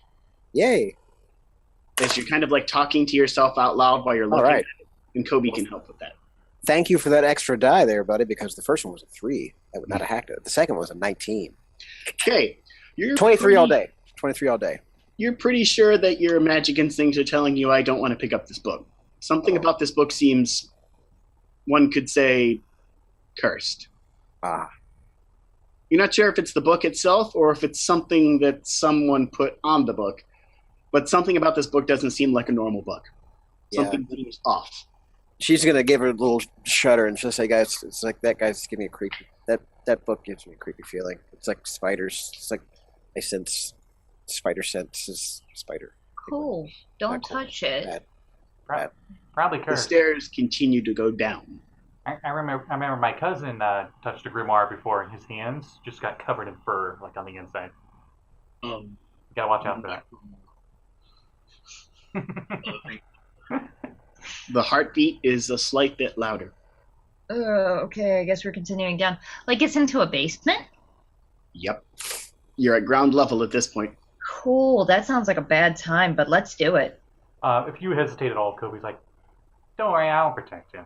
She Do we goes see the down front first. door? Yeah. Also, is there any light in downstairs? Because I'm a human, I can't see in the dark. This whole place on the inside seems to have a very eerie glow to it. Awesome. Like a moonlight kind of eerie glow. It's like dim lighting. Right. Every floor seems to be lit like moonlight, and you're not sure that that's comforting. It's not bad. Evil by moonlight. God damn it, Kevin. At least there isn't a beam. Oh no. That's true. There's just a Okay, heartbeat, yeah. which is actually worse. Actually, much worse. Kobe's just like chink, chink, chink down the stairs. Okay, as you head down to the basement, you see around the outside of the stairs in the middle of this large rectangular room is a massive collection of books. Various books on languages, crafting, and stuff all over the place. The stairs in the middle of this room continue to go downward. So, like, you're going down the staircase and the room opens up around you. This library has what looks to be a very extensive series of books. Let's wait a second. And he goes to check out some of the books. On a table in the library, the only table that's there, again, marble, like everything else. Even the bookcase here looks like it was once wood, but it's all marble. Is a series of books on languages. Ooh. That's probably useful to the person in the group that doesn't know any languages of this world except common. Namely, mahogany. Namely, every language I gave you in that document, except for Oh boy. quite literally every language everyone speaks on the entire planet. Thieves can't? Specifically speaks. Nice. Not written. What speaks? Spoken languages or also written languages? There is a book on runic here, if that's what you're referring to. That is exactly what I'm referring to. He has 20 intelligence, so I'm not sure if I don't think he'd have photogenic memory, but he just like turns the pages real quick, and he probably finds the runic one more interesting. So Yeah. he pockets that one. If Anna gets a good look in at one of these, if she happens to run across the one for Celestial, There's one here. I just flipped so- to that chapter. There you go. she's gonna wince again and like grab her head for a second, and then she's gonna reach back into her satchel, and she's gonna drag out this really beat up looking leather. Hi, cat. No. Trixie's like, no, fuck you, pay attention to me. That's Trixie. Leather journal, and she's going to like unwrap the strap and open it up and like try and do like an on the fly translation. She's got a journal written in Celestial, and to all appearances, it looks like she can't actually read it. You're pretty sure that nobody owns this library. If it doesn't seem like that she's making much headway, which it's in a cipher, she won't. She's going to pocket that and take it with her for later. Okay. Any of you who take a book, the books all weigh a pound. There's also a very elaborate collection of books around the outside of this library as well. Again, this floor, like the ones above it, has a strange glow of moonlight about it, which the heartbeat is slightly louder now, so it seems a bit more unsettling. Coby shows an interest on these books, but maybe a little more priority on this heartbeat stuff. Yeah. So, quick question. I was going through and writing down which languages I have to make sure. And common is basically centrist, right? Yeah, That's the most commonly spoken Warlock, language. Okay. And I'm gonna continue looking around. I actually want to look at these books and see if there's any that look like out of place, like any that were used recently. Give me a perception check. Oh, good. It's funny. I just see the cat nose just poking out of frame every couple She's of seconds. scraping her face on my monitor bezel, like on my laptop. Nice. Of course she is. That's a This is 19. mine now. 19? Yeah. Okay. Okay. You see a section of books kind of different than the other sections. All the books here look new-ish. A lot of the books here look very old. And this section of books over here look kind of new, or at least well-used. Particularly two books in this section stand out. Like, they've been picked up and moved maybe incredibly frequently. The entire outside of the book, as well as the pages, looks as though that was made completely out of fresh leaves. Okay. The whole outside of the book looks like one gigantic leaf, and it's like a hardback book that seems to be made of leaf. And as you open it up, each of the pages look as though it was made of a freshly cut leaf that has ink on it. We should leave it alone. Maybe leave it alone. There's two books like that.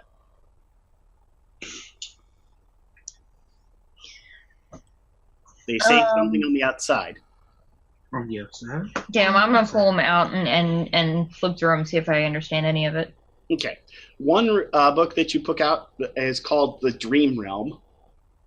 Okay. And the other book you pull out is called The Mirror Dimension. Oh, no. I'm passing one to each of the arcanists in the group. These look like a bad time and were also opened recently, and sound a lot like what you were mentioning, Anna. They're also very, very, very, very, very, very out of place. Every book here looks like your traditional library book, made of paper, maybe wood occasionally, stuff like that. Looks all very traditional library book stuff. These books look like nothing at all of the sort. These books look like they're made out of fresh leaves. The leaves even feel fresh to the touch and the feeling like the book itself is alive, yet somehow preserved. Okay. So she's going to take one of these texts and like lay them spine down on the table and just let it fall open, and hoping that it's basically that the creases that it had last would tend to assert themselves and it would fall open close to where it left off. The spine of this book, as well as the book itself, looks as though the leaves are so fresh that it doesn't seem to stay open at a particular page. You don't know, but something about this book looks as though it was meant to last a long time. You can see some flow moving through it ever so slightly, like maybe the book itself is preserved. Okay. Well, if it doesn't give me the sense that it's going to attack, I'm going to try and lightly skim and just see what I can glean from it. As you read through the pages, they seem to commonly be in whatever language you identify as your common language. The symbols on the page look like unidentifiable gibberish, but then when you look at them, they immediately take the form of whatever language you identify as your more common. Wow. Okay. You don't see enough magic flowing through them for that to be the case. That's interesting. These books are very old or very well disguised. That's fascinating, honestly. That is Like, not- she's just more interested in it for its property more than what it says. But I'm curious to see what it actually does say, though. It speaks of, and I'm going to roll randomly to see which one you ended up with. You ended up with the Dream Realm one. So yours says the Dream Realm, and it speaks of a realm, just skimming through the first page, a realm known as the Dream Realm, a realm that is beyond realms, hidden deep within every conceivable reality. Ooh. That's that deep knowledge. This place sounds very far away and very well hidden, of which you're still unsure why. A group of adventurers may or may not have made a home there at one point. Coby, the book you have is called The Mirror Dimension. No, As you open it, Nope, hard pass. It's like, You look at the- hey, does anyone else wanna? I got this one. I'm good. But this runic one, that's pretty important. You can, Coby seems unwilling to open the Mirror Dimension book for whatever reason or another. I will look at it. Now, how stereotypical are you native people? Are we all connected to the dream realm? I was going to say, I think we got Nope. the wrong books. Nope. You can take the dream time, and I'll take the mirror dimension. These books don't sound similar to you in that sense. Okay, just see. No, not Aborigine. Right. Yeah, no, not in that. You're not connected in that sense. I'm looking through it. The Mirror Dimension seems to talk about a place made of mirrors. The only warning you get at the beginning of the chapter in gigantic print is, warning, ye who enter the dream realm shall only remain there for 4 hours, and 4 hours only. For every minute you are there, the realm will remember. Every minute that is spent, every minute used. If you are there for more than 4 hours, the mirrors will look back at you. okay, I think you missaid it. You said dream realm. Mirror dimension. Okay, I just wanted to make sure. The mirrors will look back at you. Cool. You also noticed as you opened the book, it looked like gibberish, and then immediately turned into the Victor Lock language as you read it, which seemed unnerving to you, since that's very weird. That seemed unnerving to you because it is. What's unusual? This is not typical book behavior. Kobe's just thinking of his cousin who got cursed by a book, so he's just like, nah, I'm good. See. These books definitely have the flow moving through them. You see anything there, Hashke? That much. Talks about the mirror realm. If you stay there for more than 4 hours, you need to consult a physician. Okay. Because mirrors are going to start looking back at you. I mean, that does sound like a thing that you would probably be worried about. Yes. It warns you not to stay there long. Could I possibly roll a history check on the mirror realm? I wouldn't know the arcana significance, but maybe the history of it. You can go ahead. Okay. He is proficient, and I don't know why I didn't add his proficiency bonus on his history check. Good job, Scott. I'll need it, because that is a 10 total. Doesn't ring any bells. Okay. At all. Okay. That's fine. This guy might be some sort of dimension wizard. A dream Judging leader? by the books and Like a dimension traveler? I think he also was a dwarf. A lot of stone. Dwarfs like stone. He does have a point. Dwarves do like stone. Yeah, but I figure it's more like this is just... Also, doesn't this look like weird stone? Like Everything looks like it was made out of wood and then petrified except the walls. That is something dwarfs are known to do because they hate trees. How common are fae in this world? Well, it depends on what city. I mean, some cities just... Oh, wait. No. In the Age of Monsters, anything anywhere could be anywhere. Okay, because looking at this stuff, with the leafy books and the furniture that looks wood that's turned to stone...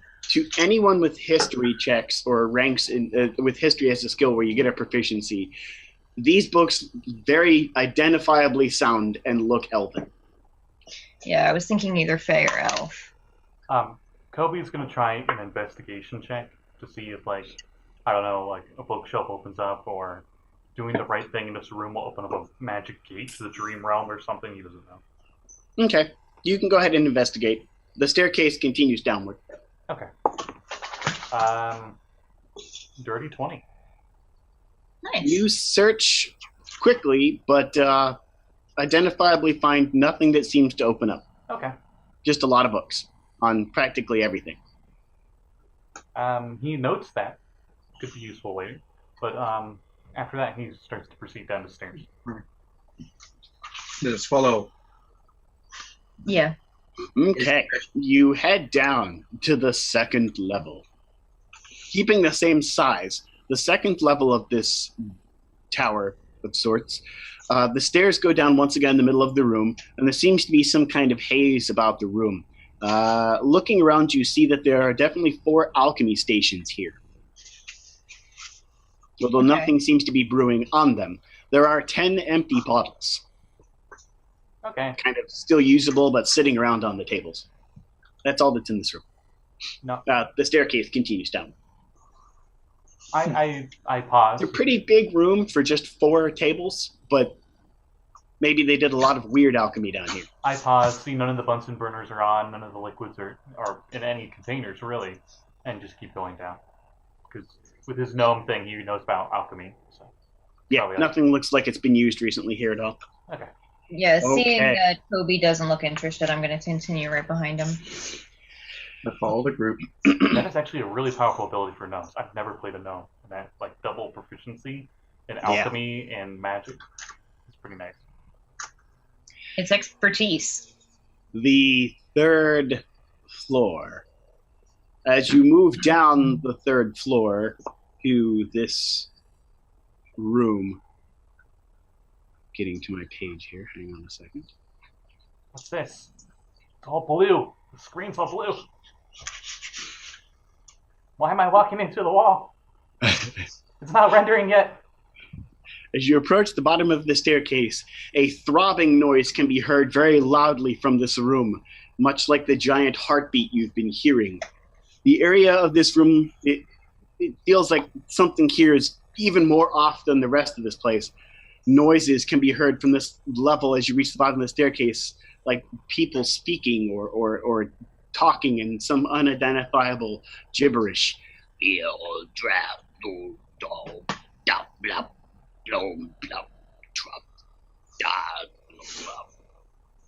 As you look around, you don't finish walking down the entirety of the staircase yet. But as you get to that bottom part of it, you feel you're like stop before you completely exit the staircase. Look back at everyone else, like, okay, let's do this. And you walk out into the room. And as all of you walk out into the room, you see what seemingly seems to be some creature of horror. It has a massive eye, just a dinner plate sized eye in its head. The pupil of the eye seems to flex and warp and change and swirl about as the giant massive eyeball is very clearly hideously green in nature. As you walk down the staircase, it immediately turns your direction and looks straight at the group of you. It points one of its 3-clawed hand at you and goes, Beetle, initiative.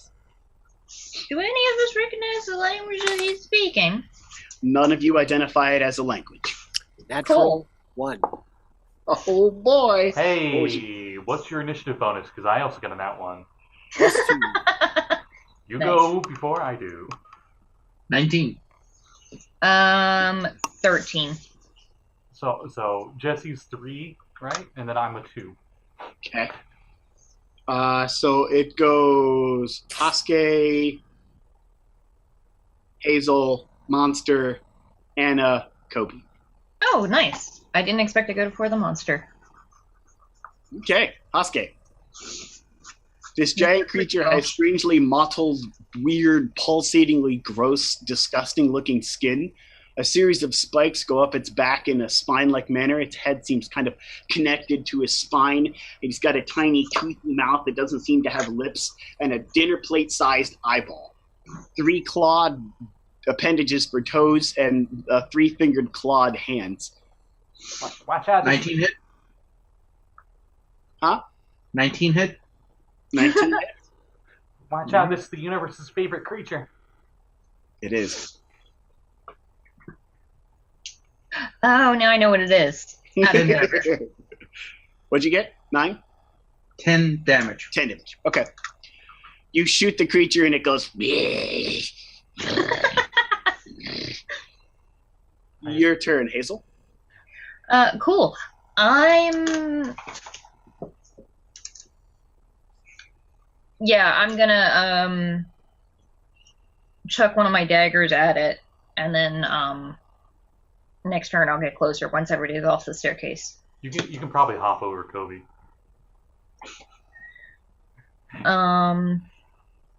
Or I could probably just throw the dagger over your head. But yeah, that's not super great. That's an 11. 11 to hit? Yep. Bounces off its skin. Cool. Just gonna skirt around the rest aside the room so that next round I can get closer to it. Okay. But I'm trying not to have all of us in the same clustered room since we're all still coming down the stairs. Creature goes, and since only one of you has hit it, it looks, or when did damage anyway, it looks directly at Hashke, and Hashke gets to make a Constitution save. His hand just starts to rot as he gives a finger to it. You didn't see his leg, but he gave the finger.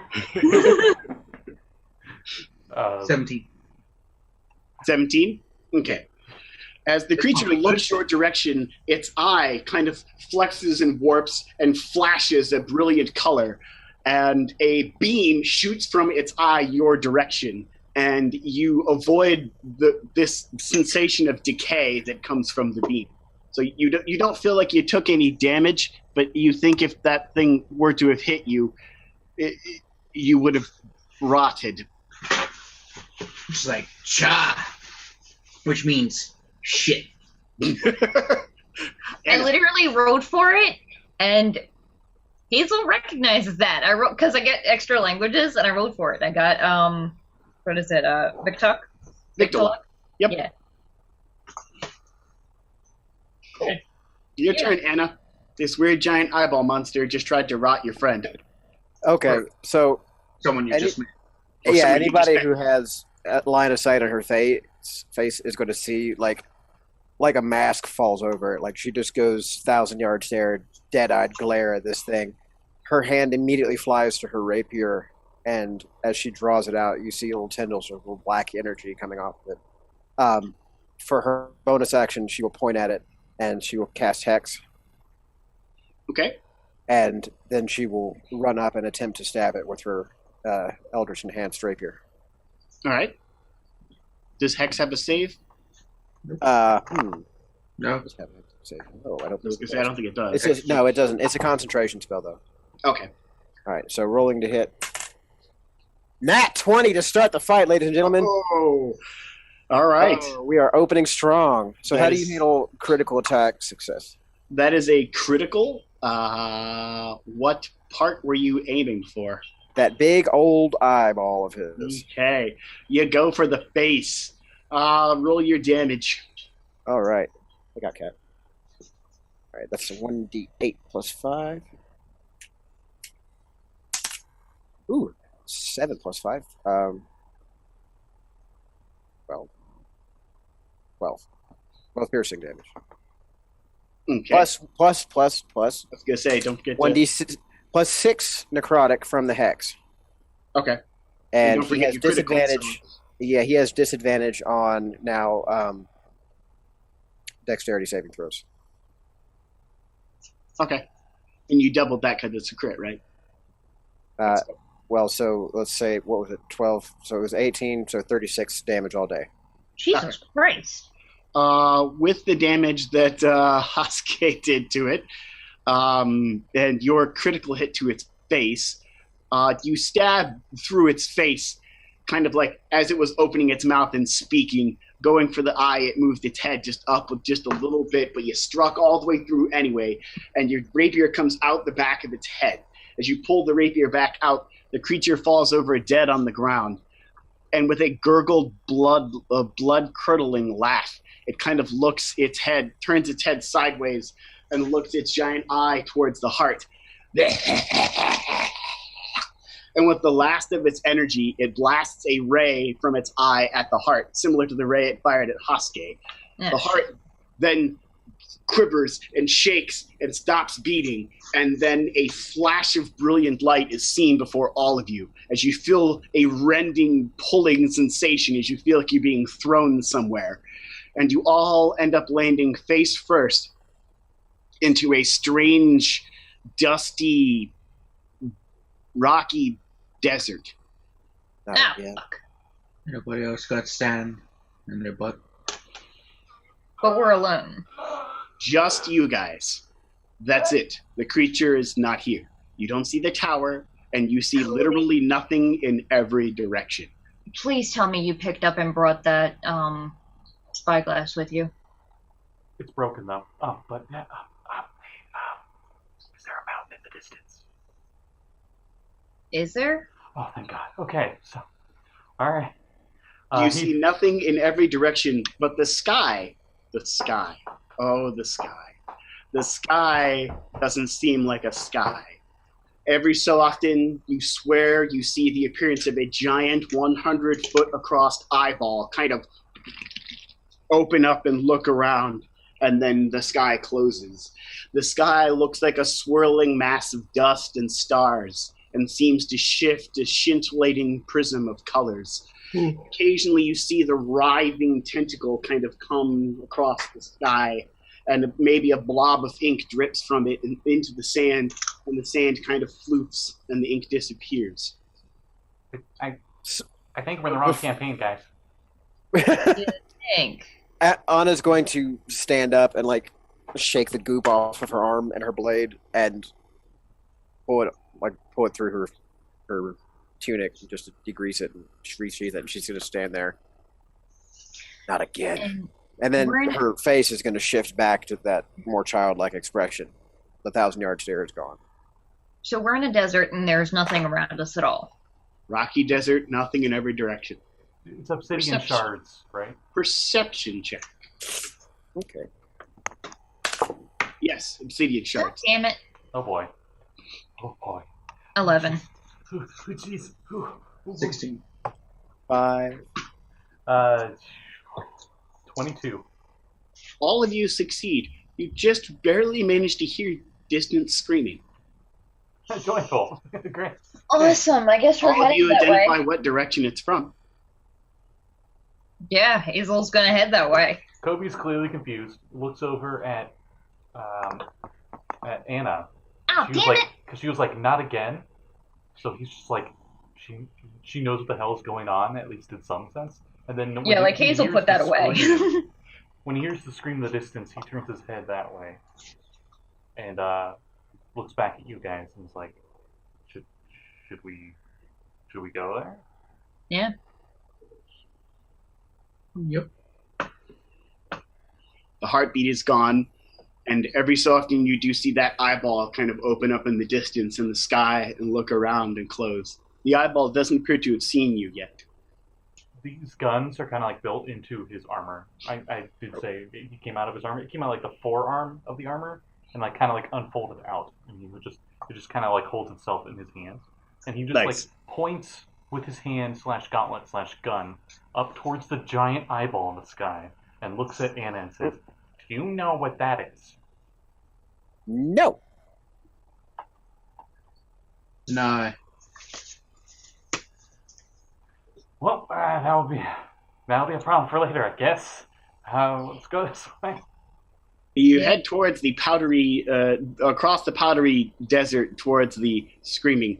The sand here seems almost dust-like. As you run or walk across the desert, it seems to kind of floof behind you and leave a trail. The trail makes a various disturbing series of shapes before it hits the ground. River, walk with that rhythm. This is not good for my armor. It's chafing. And you get closer to where the screaming is coming from. You see kind of it's difficult to tell, what would be a grappling match between a metal wizard with a clearly wide-brimmed, pointy, tan-colored hat and tan wizard's robes. His skin seems made of metal. He seems to be in a grappling match with this giant mass of tentacles and eyeballs and teeth and faces that appear to be like grappling around him. And as he's like grappling with this, fighting this strange nightmare, he looks over at your direction briefly, and then seems to shake his head as if shaking something off. And a very stern look appears on his face, and he casts a spell that looks like he may have cast many times before, and a thin green beam shoots out towards this mass of tentacles and everything, and then it all just immediately vanquishes to powder. And he lands on the ground, and kind of stands up and dusts himself off. Oh, right, I don't breathe. Hashke opens his jacket, pulls out gum. He straightens his wizard hat. Oh, by the gods. It is a wonderful sight to know that was not real. Although, given where we are, real is a relative term. Oh, fuck. Are we in the dream realm? Oh, Not bad. where are my manners? I am Choros Luton Waggleton Smythe, also known as Mirror Mage. We're all standing in a rather horrible place. It has been known as the Dream Realm, but don't let the name fool you. 'Tis a place of nightmares when you least expect it, as was present a moment ago. You want to run your name by me again? Choros Luton Waggleton Smythe. Cool. Waggles. Pretty sure. Got it. I'm pretty sure I've had a Thank you, dessert that Cobras. sounds like that. This is Coby. This is Salty. This is Hazel. You can call me Mirror Mage. I love that they just call you Salty now. You can call me Mirror Mage if it's easier. Coby straightens up and gets himself all set, almost like he's setting up for a salesman pitch that he's done many times before. And he's just like, Coby Sparks. He introduces the exact same way he introduced himself to you guys. He holds out one of his cold metal hands. He doesn't look alive, but he doesn't look dead. He looks like his skin is literally metal. He shakes your hand. His hand feels like cold metal. Pleasant to meet you, Coby. Tink. I was about to say, we both have metal hands, so that works out. His actually appears to be his skin. That's a pretty good trick you got going there. Oh, it's not a trick. It's my skin. Yeah. You're gonna have to tell me how that works later. Oh, we'll Do have we know time. what Warforged are? Yeah, They're pretty plentiful. Okay. You might assume that he is one. Okay. Luckily, you're not a clunker, obviously. Clanker? Wait. Clanker, yes. He seems to be lost in thought when you say that. And then he, has a look of surprise in his face and then terror. Oh. So you're from Mokios, then? Oh. You're not? You're not? No. Is that where we went? My dimension was consumed years ago. Oh, I live here. I'm sorry? He holds his hat and kind of bows. I live here now. Fabulous. Okay, How do we get out? Questions. Really. I'm here to answer them. Mostly for the DM. Did I remember my grapple hook arrow, or am I down one now? Nope, you remembered it. Okay, good. But I am down a dagger because I didn't have time to do anything before it transported us here. Yeah. Do we know what back? I'm sorry, what was that? I didn't hear you. Do we know a way back to Morkius? You particularly don't know. You haven't asked him yet. I'm asking the mage. Oh, sorry. Back to Morkius. Well, there's no direct way. There's a way to get there if you go through the mirror dimension. Are there any gates? I might be able to tinker with it. Oh, no, you'll find no doors here. Oh. And if you do find doors here, please tell me, because they shouldn't be here. Ever. That's not a good thing. Ever. There was an eyeball and a heart and... nothing. Did you happen to own a tower that you converted all the organic material into marble? Oh, God. I'll take that as a no. No, that's not my tower. But that tower has a sign. Of... Somebody was looking where they shouldn't have been. Immediately looks over at Anna. I immediately look at that fucking spyglass in your pocket. I pull it out, and I like to imagine it's like cartoony broken equipment where it's got like the swirl spring, so it's just like... Yeah, it's very badly broken, kind of like that. Hashke. Oh, well, that's what they used then. You know, I half expected it to be made of more bronze. No, never mind. The composition was completely incorrect.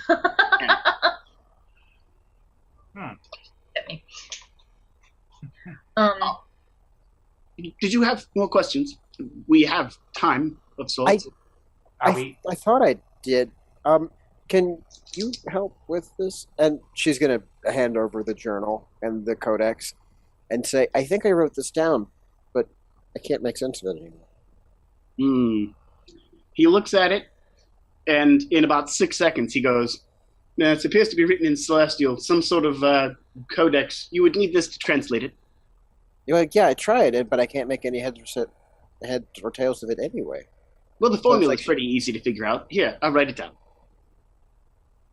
Do you know of anywhere where we could possibly lay low for just a little bit? Because he's looking up at the giant eyeball blinking every once in a while. Well... You said you've been here for a bit. You got like a camp or something? See, sort of. It's the dream world. Can we even sleep here? Can we dream up a place to sleep? You could sleep here if you want, and yes, you could dream if you want up a place that you wish. If you die here, do you die for real? Well, it is a real place. But the things that live here don't want to kill you. They want to keep you here in perpetual torment, as you saw earlier. Oh. They feed off of your terror. Okay, so you said that there's a way out. How do we get to the mirror dimension?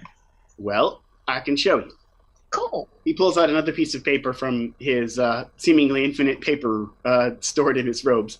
A pen kind of comes up out of his sleeve as if he summoned it from his sleeve, and he writes down a strange ritual that looks like he's probably written down hundreds of times before. There you go. You grab it. He kind of flicks his hand like that, and the pen just goes away. There we go. He hands you a piece of parchment. Old, medieval-looking parchment. Not paper. Parchment. Rather thick, rather heavy-duty looking parchment. I have a feeling this isn't the first time you've written that out. Number 123,474. Oh. Interesting. So I'm Okay, guessing- and this is the thing he just handed. He hands you what looks to be a ritual that the four of you can do. That ritual is called the Mirror Ritual. From this dimension is the only place you can really do it. It will allow you access to the Mirror Dimension. Now, I'm not sure how familiar you are with the Mirror Dimension, but the Mirror Dimension remembers how long you've been there. And everyone only gets a grand total of 4 hours. So you want to find a mirror and get back to whatever realm you're from, Morkias in this case, as fast as possible. Mirrors in that realm will look like a picture frame on the wall, but instead of looking in a mirror, you'll be looking through the other side. Okay. Did you guys get any Okay, of that? so brokenly, the paper he handed us is a ritual that the four of us can do to get to the mirror dimension. When we get to the mirror dimension, we only have 4 hours to find home, right? 4 hours total. Find Morkias. Yeah. And then we find Morkias. It's going to be like a mirror window, and we'll be looking at our world. It'll be a picture frame looking out of the mirror from the other side, as if you were behind the mirror. Okay, so we would basically see a window into home. Okay. Or someone's Anything home. special to get through those mirrors back through the other Nope. side? Just climb right through. Obviously, you want to find a big mirror. Kobe Okay, tries sounds to easy. Kobe tries to imagine a really nice big velvet red recliner chair to sit in. Give me an intelligence save. Ah. 11. So, You make a reclining chair made of red velvet out of nothing. Sweet. He just like hops on it. So Anna is going to try to translate her last entry, given the new formula. Give me an intelligence save. 20 again. I'm not even making this up. Okay. You look at it with the formula and almost immediately know the context of the entire book without having to actually have read it. Wow, that's some really great, probably brain dump painful kind of sound. That's pretty much what it is. So You also You feel almost- like you could do that to any book that you succeed in intelligence save here. damn. So she's gonna grab at her head like really intensely for a second, and then she's gonna just pop her eyeballs open, like, oh. She knows And then Kung she's Fu. gonna. She All right, knows. She knows what she's lost. She knows where she's from. She knows approximately what happened right before she got here, and you can see her naivety is definitely worn off, and she has the look of somebody that has seen a lot of something on the other end of her blade. Oh shit, You you're still level with 20. the Serena? She's serious up a lot, but she now kind of carries herself with a more determined mien. She's still pretty cheerful, but it's definitely not as effervescent as it was. So, proper introductions, and you can see her accent pitch has shifted a little bit too. It's not quite as thick. She has a little better control of the Warlock now. My name is Anathay. May call me the Fiend Bane. I am a plane hopper. I am kind of adrift in the dimensions. As you say that, Mirror Mage taps his metal finger on his metal chin. Wow, that explains a lot. Kobe, So, Kobe the tries last to- entry here in my book, I was facing off against my father, who was originally a powerful devil, but he gained too much power, and I had to go and try and stop him. Unfortunately, something went wrong in the attempt. Not really sure what specifically happened, but I ended up in a dimension other than my own home, and I've been spending some time trying to get back. Interesting. Okay. Kobe jumps the gun and he tries to make like a big lounge room for everybody to be in currently. Intelligence save. 18. You succeed in making a very elaborate lounge room, which looks as though it was something that could exist in a very, very wealthy person's mansion. Mirror Mage goes, nice touch. I Nice. do like the red velvet. I don't hate this. This will prevent us from being seen by the nightmare for probably a small period of time, although it appears time has hastened a bit. So when you get back, a week might have passed, or more. Grapes, anybody? What? He just now has like a bowl of grapes. Time Okay, in this so if place we is get- relevant. It moves in patterns. Right now it's moving very quickly. Every minute you spend here is 2 days on your roll. Oh dear. Okay, good to We might want to get a move on, or we might get missed. know. He imagines up a chalkboard and he starts doing some formulas. And he's like, "Well, at that current situation, Okay, that's a we're lot fine." of days. We should hurry. It has been about 20 days. Would our bodies catch up Jesus chronologically Christ. with this time anomaly? No. Not So- here. So we're aging at a regular time, and we're basically missing out on 20 days worth of age. Okay. Right. I get it. Okay. Your time has shifted Are to the time of this place being so close to the realm that I don't want to think about. Good to know. Okay. Are there anythings in the mirror dimension that are going to want to kill us that we should No. be worried for? Not unless the mirrors look back at you. Then let's just Okay. be quick about finding ourselves a nice picture frame. If the mirrors look back at you, you will have to face a mirror of yourself. Okay. Good to know. It's a safety measure that was developed by the realm when the elves created it many years ago. Nope. For too some dangerous. reason, that looks like it really upsets Anna. Okay, so how do we do this ritual? Because it's already been almost a month. Roughly, yes. It's really simple. You could do it right here. It needs the four of you. Oh, I should mention a rather really big catch that you're going to need to look into when you get back home. Aha. Oh. A lot of you are cursed. Great. Okay. And I don't mean like a lesser curse, like you could just use magic and it goes away. I mean like you're going to have to find another way out of this. Every time you go to sleep, there is a chance that if any of you dream, all of you will end up here. You're going to hear Okay. And a then very you'll have to ugly go word back in to the Infernal. mirror dimension again, and back through the mirror again to get back to where you were before. Good news. I don't dream. So everything here we what can't I'm take with getting us. is we blackout drunk every time. There's a chance. I'm not sure. Okay, so your alcoholism might actually work in your favor, Coby. No. All right. I'm like, he's actually being a scientist about this. He's just like, So you're saying there's a possibility that material that we can conjure up into this reality we would be able to take with us when we travel through? If you could carry it, there's a possibility, but I'm not sure the relevant state of it is being very precision. And he like tries to make like an ingot of like steel or something. It's Okay. mundane I item. was going to say. Okay. 16. You have what seems to be a very roughly sketched 1 pound ingot of steel. Okay, this will be the test. All right, let's go. Seeing Let's do Coby, this. I'm gonna do that and see if I can imagine my dagger back. Intelligence save. Oh, that's really fucking good. That's a 21. You have your exact dagger that you threw in your hand. Shit. Nice. I pick up the footstool.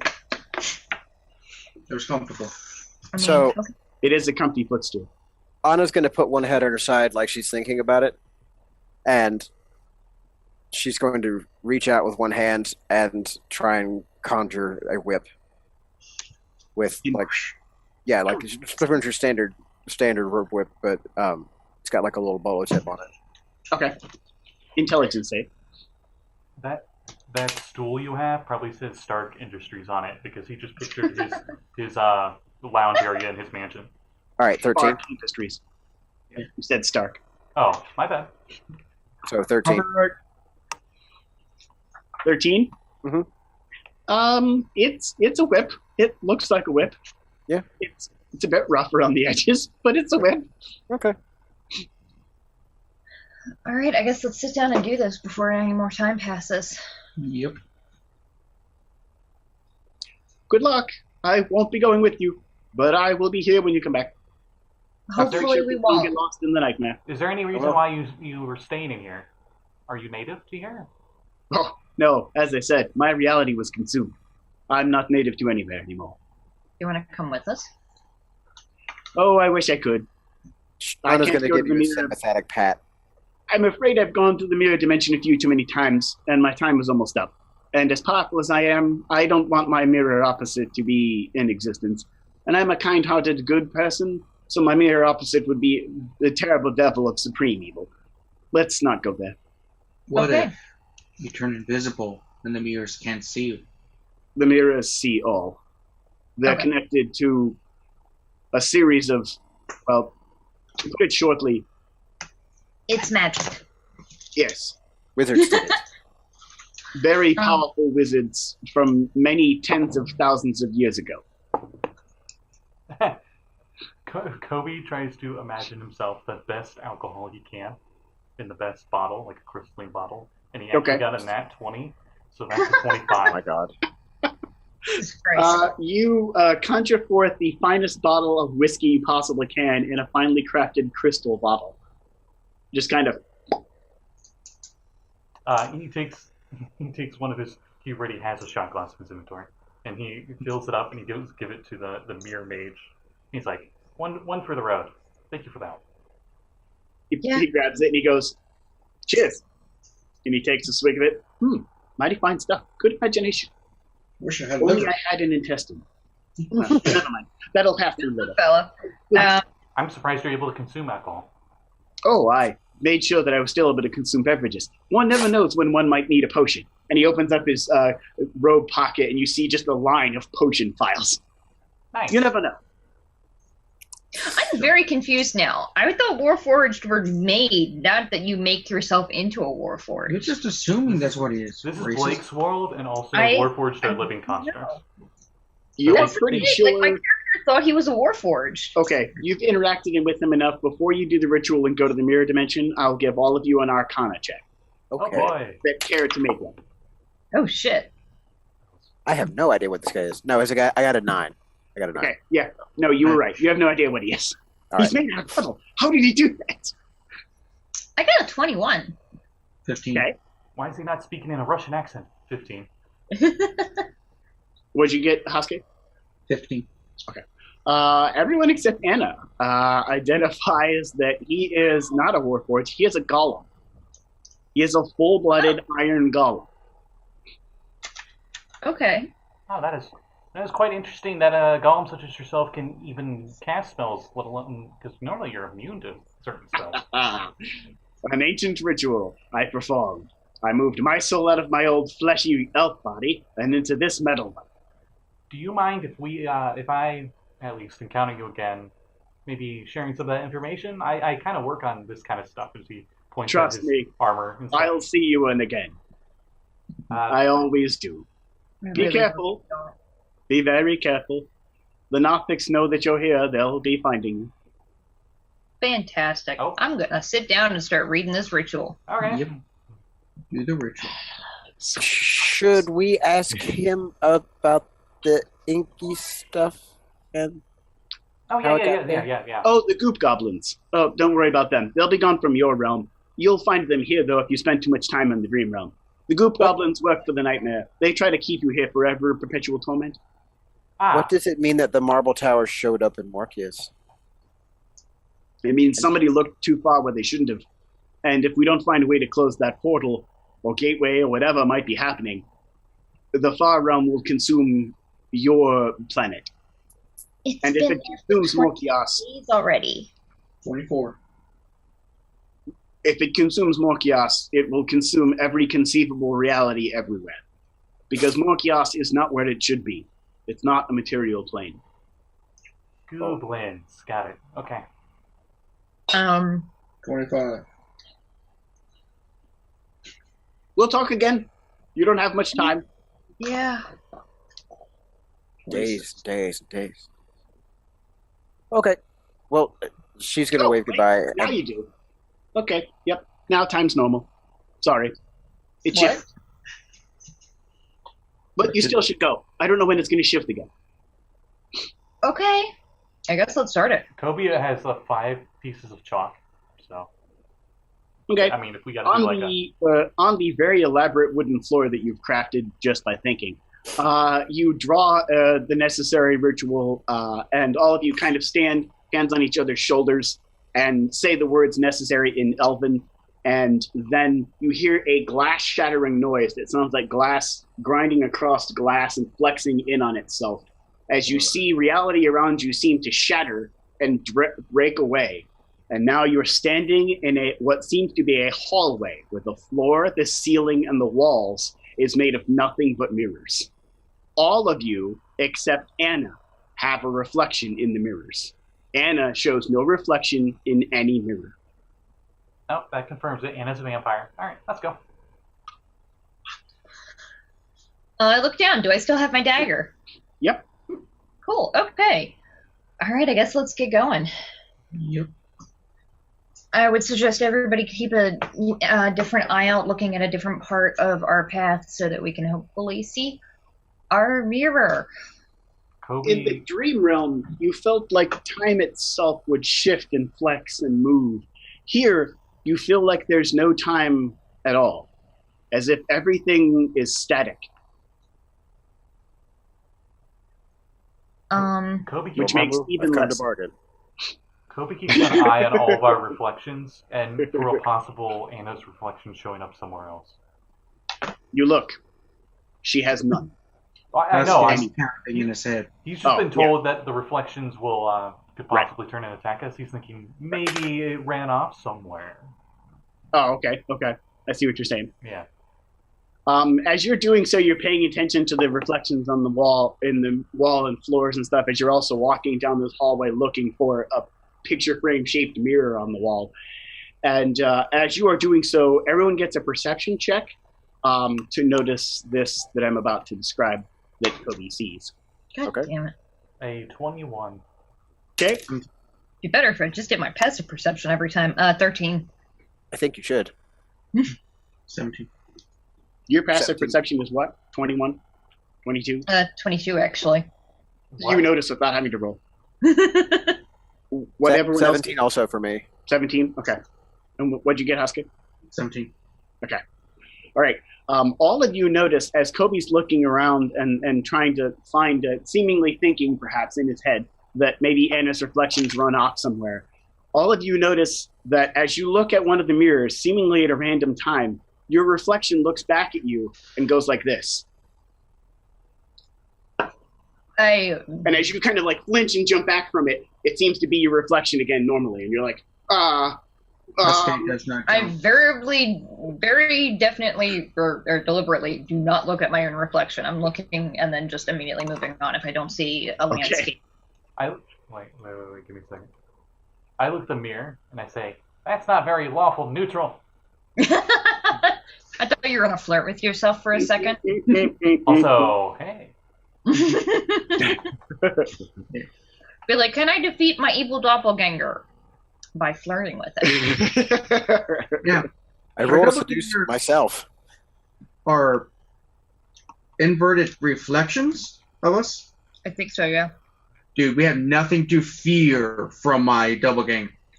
Are you true neutral? No, I'm lawful neutral, but my character is as fearless as you get without being immune to fear. So my doppelganger is going to be a fucking coward. He's going to run from everything. He's just going to be screaming, going, ah! And he can't hit for shit.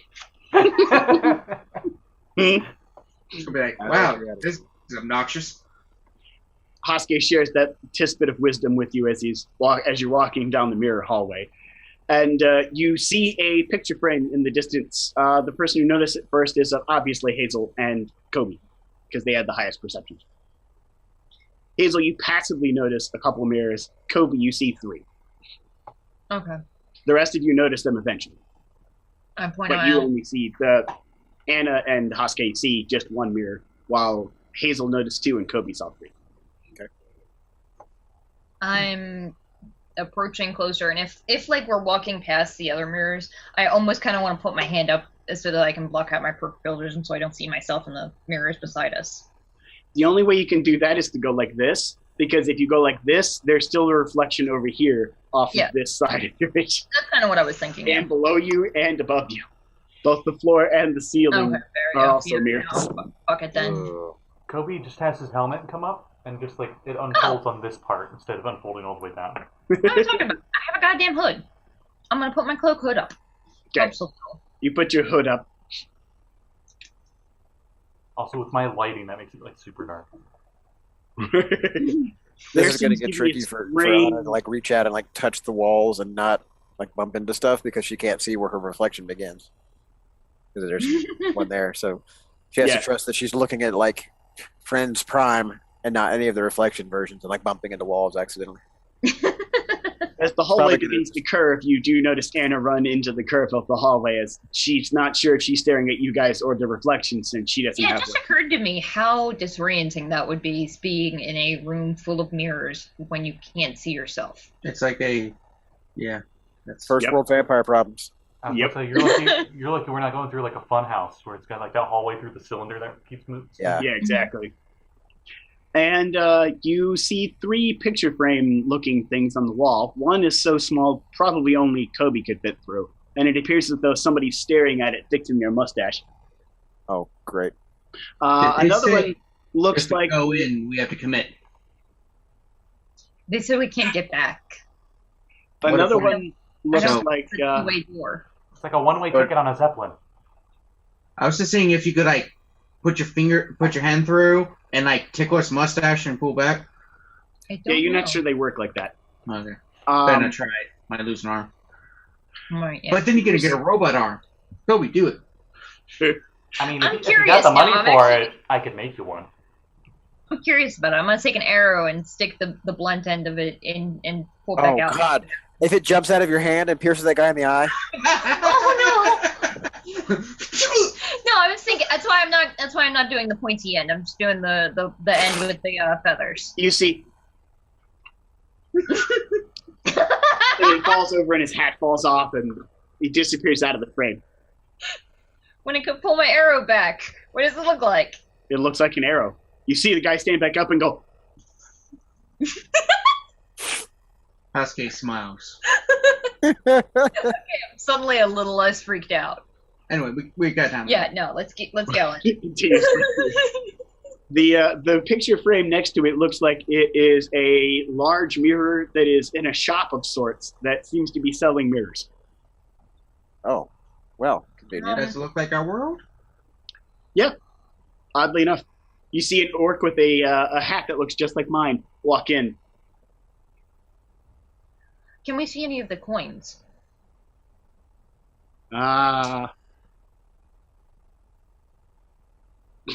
As the orc walks in, he trips over a lump in the floor and spills his coin purse on the ground. It does look like the coins from Morkios. Let's go. Yeah. Okay. By the way, the coins are shaped like a gear. We walk through. Yeah. Yeah. Okay. All together now. As you all kind of step through climb through the little window mirror that's hanging suspended onto the wall. You, it feels like you're walking through a pool of water, and you hear like a glass shattering noise behind you as you step out. And you step out into the room, and you're like all kind of stepping out and helping the other people through the mirror. And when you get to the other side, you don't notice anything, but you notice people climbing out of the mirror, so you help your friends through. And as all of you kind of stand out in the shop, the orc stands up and goes, "I do have to quit drinking." He kind of walks off. Okay. How long were we in the mirror dimension? Yeah, I'm looking at the shopkeeper. Track of seconds in my head. Okay. 1, not Mississippi. 2, whatever the equivalent of Mississippi is. You were in there for 80 years. 5 minutes. Right. Oh shit. When that orc was going to go to walk away, Coby pulls out one cigar and the cigar cutter. He's like, "I think you'll need this one." Oh, thank you, sir. Oh, it's a nice fine cigar. Thank you. He even offers to light it. Oh, a fancy lighter. Oh, yes, please. Light it for him. Oh, so enjoyable. Oh, thank you. Oh, very nice, very nice. Sorry for the trouble. I look to see if no problems. What'd you say? I look to see if the footstool is still there. The ottoman. Yeah. Okay. I'm going to the shopkeeper.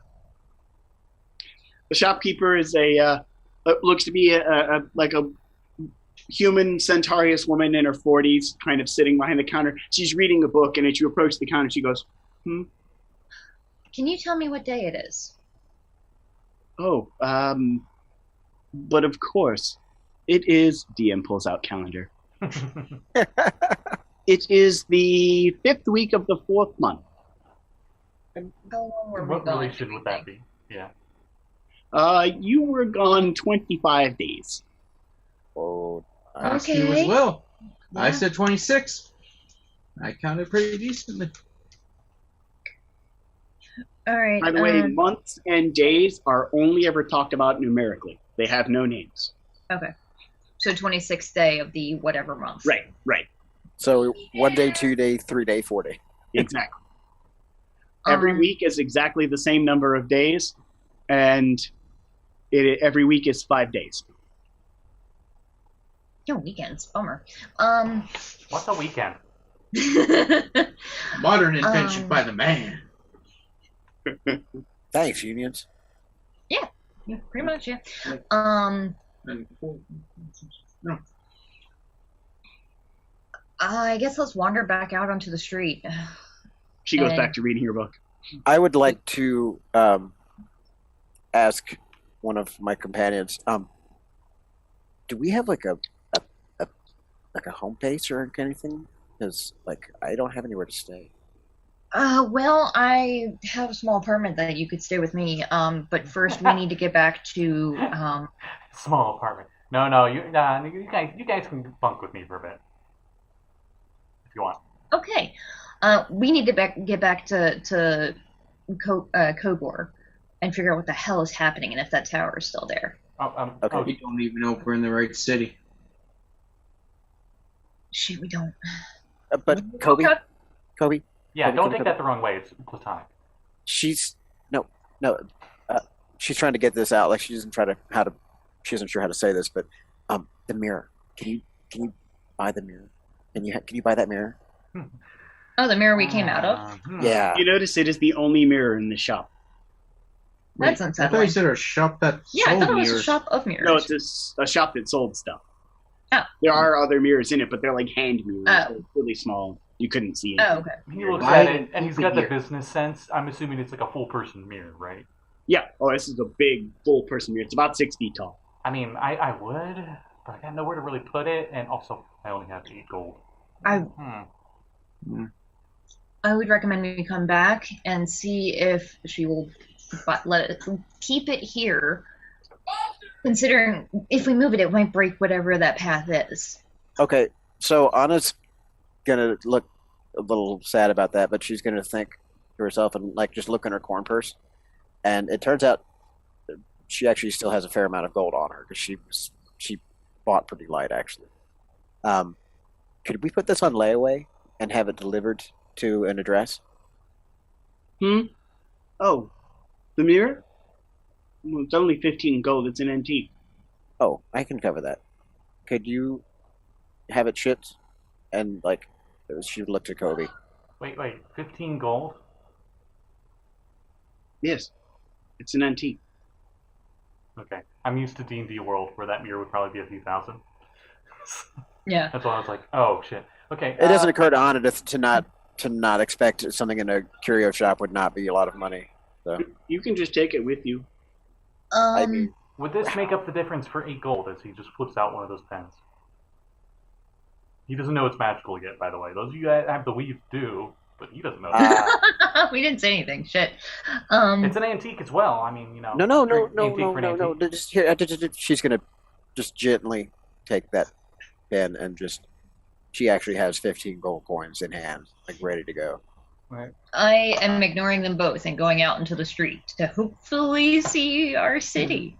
And she's gonna lean down to Kobe. It's we need to get that somewhere we can reach it. We need to keep that handy. If it's going to be a consistent exit for us, we need it to be convenient. Okay, that works. Here's the address you can ship it to, and he uses that same pen, and he just goes to write on one of the pieces of paper he got his address. Oh, I suppose I could ship it there. That's fine. She looks a bit disheveled, as if you had asked her to move the planet somewhere. Oh, All right. She puts her book down, puts a bookmark in it. Steve, we have a delivery. I'm gonna put down another 2 gold and say, please be very careful with it. It's a gift. Of course. I'm Is sure. that mirror out front? Oh, thank God. I thought we'd never sell that thing. I'm sure my father has somewhere he can put it in his where he has the fireplace or something. I don't know. Anyway, let's go. didn't you say you guys had like a base of operations or something? Well, Someplace you I have work? an apartment. No, someplace you work at. I don't know if they have a barracks. But either way, I'm heading out into the street. I want to make sure that we're actually in Marcius. there's 2 giant eyeballs in the sky. Marcus was the planet. Yes, it is. Fair enough, yeah, but Yeah, we want to see if we're on the right city. yeah. You step out into the streets, and you find yourself standing in what is considered the new capital of the Imperial Legion, about 50 miles north of the small town you were in. Oh, hey, they don't got to ship it very far then. Literally, like down the road to where you asked them to ship. Yeah, let's just go to Spark Towers. That's where it's going. It's like probably a couple hours drive in a cog conveyance, right? There's a tower that might be ripping our world in half, and it's 50 miles away. Yeah, but it's at 50 miles in this direction or in the other direction? If I mean, it's 50 I don't miles know. in this direction, we just kind of shortcut ourselves. The cog, they go like 60 miles an hour, so it takes us like an hour to get home. Oh, okay. It'll be the most uncomfortable experience of your life. Could we get, like, horses? Take longer. I was gonna say we might like hire a taxi, maybe. Or It's still uncomfortable. Coby would I know. didn't want to This go. is where he is from. So what would Coby think would be the best thing to do? Mode of transit. The fastest mode of transit is still a quad car. Okay. It's like being sodomized by a jackhammer. Very uncomfortable. Yeah, pretty much. you are so colorful, Salty. Hashke. Her name is Hashke. Yeah, alright, I guess let's get that. You head over to What car? Spark Towers to drop the mirror off, or head over to Spark Towers to make sure it gets put in the right spot. And Telephones? Yeah, there is a Morse code station that can send Morse code to different areas. we might want to consider sending a message to That's why Morse code was one of the languages. Kogon. I thought. If not, then Oh. It's not. I might change the one that I have done. yeah, that's fine. How do you know about my dad's secret project, the telephone? We Well, gotta get it right. The cogophone. Got gears. that was a out of game question because I don't actually know. Right. The Spark Um, phone. Morse yeah, code. Yeah, Yeah, little, let's find a place to send them to telegraph Kogon. office. Yeah, my dad, Alexander Grand Spark. Okay. What the fuck do I put in this message? Sorry, we got transported to the dream world. It's been 26 days. How much do they charge per letter? Oh, that's true. As you say it out loud, you're fairly certain that even if you do send this to Korgoth, that he's not really going to understand what you said. No, he's not, but Tower. Evil. Dangerous. Avoid. Dimensional. Gate. Deadly. How much would it cost to get a telegram to him? Like someone delivers and translates the Morse code. I mean, it's Morse code. You don't deliver it. It just goes, and the person on the Okay, other how end much- translates. It's transported via telegraph with the Morse code, the little dots and dashes thing, to somebody else somewhere else that translates it back and then hands that message to the person you're delivering it to. It'd be faster than the Pony Express or whatever they got. Yes. Much faster. Yeah, it's near It's instantaneous. Near instantaneous. Yes. Okay, so it was towers, evil, dangerous, avoid, a planner, gate. Coby Sparks would remember his name, but he has the full Mirror Mage's name for that. Okay. Yeah, with that. Sorry for delay. Was preoccupied in other dimension. Here's full name, stop. And then the name is just its own line in Morse code. Stop. No, we're doing mine because I have the shortest name in the group. No, I mean Actually, no. The mirror wizard guy. Because he's a really long name. We don't need to know his name. Like, we'll tell him that when we see him. This is literally just like the barest bones. Don't fuck with the tower, you'll get transported. Finally. This is turning into like the Three Amigos, where they had to cut down the message for costs. You are very great. Come to Santa Poco. Coby's stop. The infamous El Guapo. Coby's like, oh, it only costs like 2 gold. Yeah, pretty much. Fuck! Yeah. End with colon. Right bracket. Okay. Right bracket? Smiley face. Sorry, right parenthesis. Bracket's the other guy. I was about to say that was a Warforged smile. That was bracket. Yeah, a square smile. Okay, you go down to the telegraph office and spend 2 gold on a telegraph. Anyone who wants to spend the 2 gold can spend it. I'll cover it, whatever, because I made it extra long, unnecessarily long. Yeah, no, Hazel's writing this down, and she's trying to make it as concise as possible, because we also want to make sure he can actually understand the shit. If it's 2 gold, regardless of length, just write out what we need. Yep. But if it's charged per length or letter, like they are in real life, edit that shit.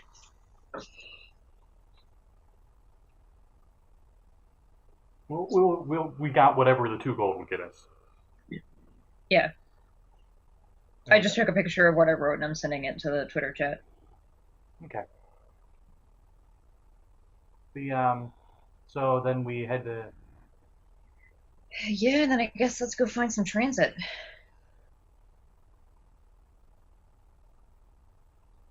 Okay. Quad car! So he just like tries to signal one down. Oh, is that what we determined would be the fastest?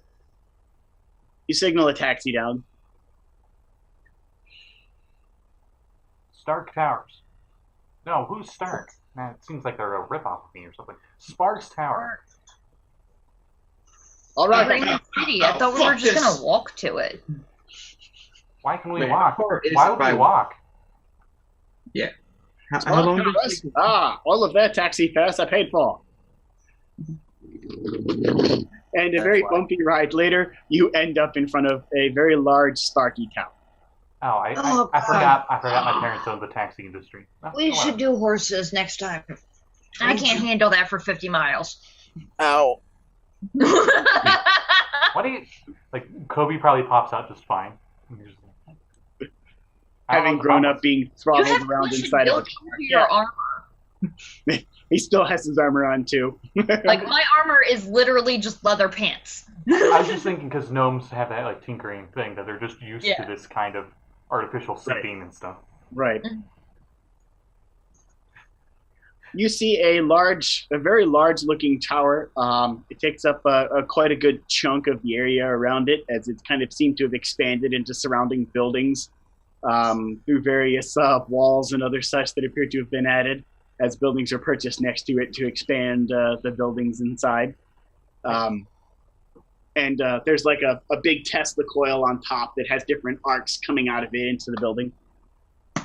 It also seems to be supplying power to the city. Thank goodness I can get some of this dream sand stuff out of my armor. Finally. Seems impractical on long-distance communication. Or long-distance energy needs. And we're working on that. Okay, so... Try AC. When we get back to... What's the name of that village that we were in called? It doesn't really have a name. It's just a town that's south of the capital. We can probably... So when we get back to the town, what the hell do we do? How do we close that gate? I don't know. Or is it closed and we're the only ones in danger now? I guess we have to go find out. When we go in the tower, would Coby have like his own floor to himself or something? Because I assume Yes. like most of the floors down below are the actual business and stuff. And, Right. like the parents and higher up are like the top floors. The very top floor belongs to your parents and some of their servants, and the floor below it is like a lot of the family lodging. Nice, a lot of the family lodgings, and you have the floor below that. It's right above the office. Okay. When we get up there, you probably Oh are God, that's so many stairs. probably greeted by Hashke uses the elevator. Yeah, Are there elevators? I don't know. definitely using the elevator. definitely elevators. I genuinely like. Are those Is this city much more advanced than the little village Everybody we're in, or but Yes. Substantially Hazel more uses the advanced. elevator. I might actually never have been in an elevator before. I'm still gonna use it, but like, okay, Right. no. Yeah, you get it. You're just like, whoa, okay. Do we got the elevator guy? Yeah, Oh my God. Do I know him? Yeah. First floor, sir. everyone calls him Bob. Hey, Bob. Watch your step, sir. Look, Yeah, that was pretty solid. top floor. And my floor. Okay, sir. Locks, clocks, blocks, and lingerie.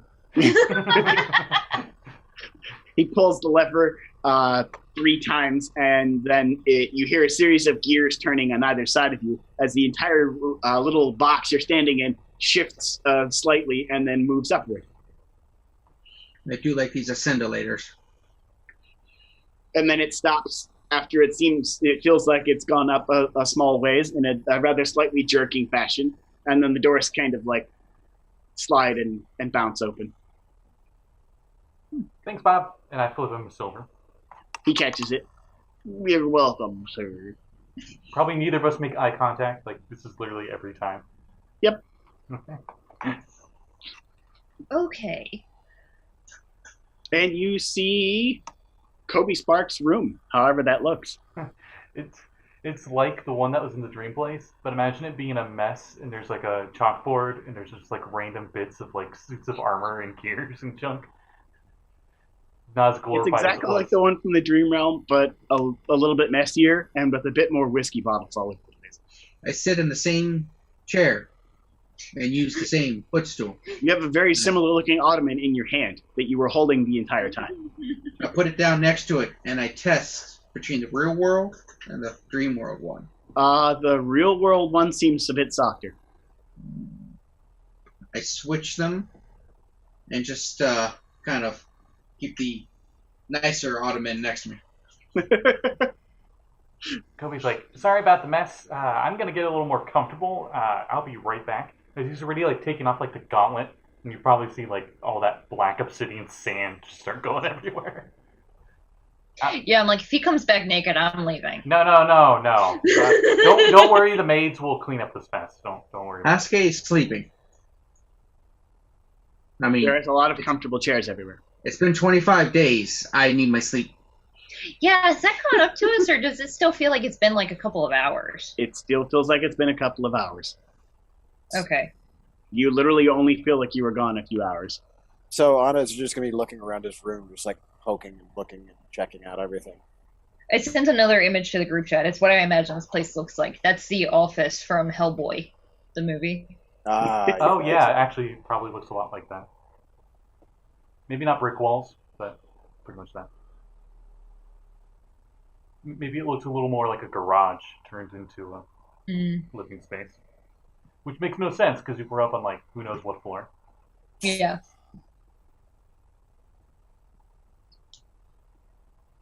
There's probably a. No, he would have that hidden. It wouldn't be out in the open. You do see there's a big thing that looks like it's a mini crane. Maybe it could hold something really heavy on it. Cool. Okay. I'm like, okay, so what's our plan after this? You do remember seeing Endopolis's handkerchief there in front of the tower. Oh shit, that's right. Is he... Coby has that. Is he in this town? You hear the shower turn on and like steam starts coming out. Yeah, no, he's fucked off and Anna's not from around here and he's asleep. I'm asking this to the DM. Do I think he lives in this town? You need to give me a investigation check. Oh, cool, because I'm good at those.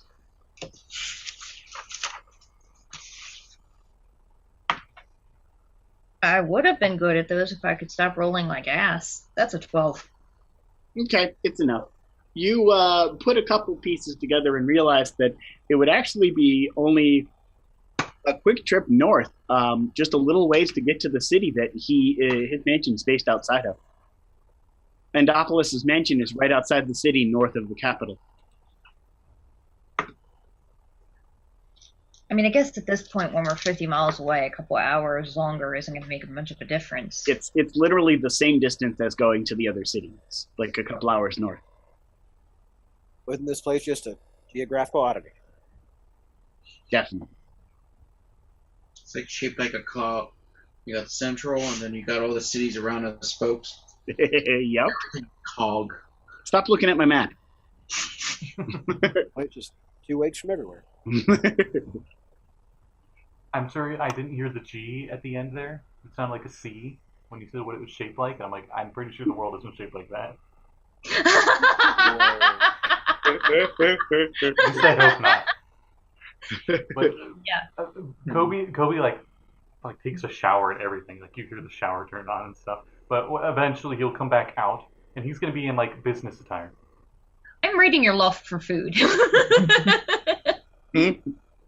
I'm not sure how much will be here because he normally doesn't live here. He has his own private mansion further away. There are a bunch of snacks and other like drinks everywhere. You walk out, you're like, "This is some pretty good yogurt," and you're like, "I didn't have yogurt in my fridge." There was rice. Just got like crackers and like whatever bottle of booze looked the nicest. Yeah. You have a bottle of his finest beer that was in the fridge, and a pile of crackers that were on the counter that looked like they were flavored with different dried vegetables. Is the beer in like a tall metal can? Yes. Yes, it is. Would it still have a pop top, or do I need to use my dagger to get into this bullshit? No, it's got a pop top. Okay. If it's Because like it took a long time for cans to get easy to open. Yep. Like the can opener was invented way after the can. It's Right. super dumb. If it did not have the pop top, he would have like the V-shaped that's like bent hooked can opener on like magnetized to the outside of the fridge. Yeah, you get it open pretty easy. It's one of the ring pulls. Oh, okay. So you like pick the ring up off the can and then pull the lid off. Okay. So the ring it's like a circular metal ring that's connected via a flat piece of metal to the top. And as you kind of pick the ring up and pull it back, and then pull the other direction, and it pops the top off. Nice. Okay. So we're cursed now, I guess, as Coby goes to sit down in that same lounge chair that he conjured originally. I'm actually keeping an eye on Hashke. Hashke, I'm worried that he's gonna vanish at one point while he's sleeping. I'm just gonna kick back on a chair and just like kick one leg over the other, and she'll be like, "Well, this isn't the worst curse I've ever had, but it's pretty bad." I don't know. It seems pretty sweet to me. Well, Kicks out sure, the you have a recliner. great imagination. I have a dumb question we never asked him. I'm sure you'll get another chance. That's what he He said. said we can't spend more than 4 hours there. Did So- he mean at a time or ever?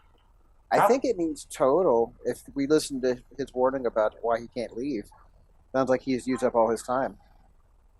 So that's So why we I wanted spent to 5 hear minutes so close. there, and now we've got 3 hours and 55 minutes next time. Right. So that's why I wanted the mirror so close to us all the time. So Yeah. good time in case we had to go through there again. The elevator doors open up, and a very familiar-looking delivery man comes in with that same mirror. Where do you want hey. it? Over there. I just point out like a random corner where there isn't junk. Okay. He moves over and kind of gently sets it down in the corner and sets the stand up. There you go. Thanks for purchasing one of our antique products. I appreciate your delivery services. They're purchased. Have a nice day. As he's walking into the elevator, all in one breath, as the doors are closing. Nice. What a swell guy. Going down. Bottom floor. Yeah, I was thinking the actual like old cartoon that was from, where the elevator is just like. It moves super fast. No, your building's not that tall. Okay, thank goodness. Well, we shouldn't rush into things without coming up with a plan. That's why I was saying we should come here and just, rest a little bit, calm down. We know how to get back here if, when we go to sleep, something happens. So, and we got this mirror now. That was a good idea. With the mirror. All right, so it occurs to me that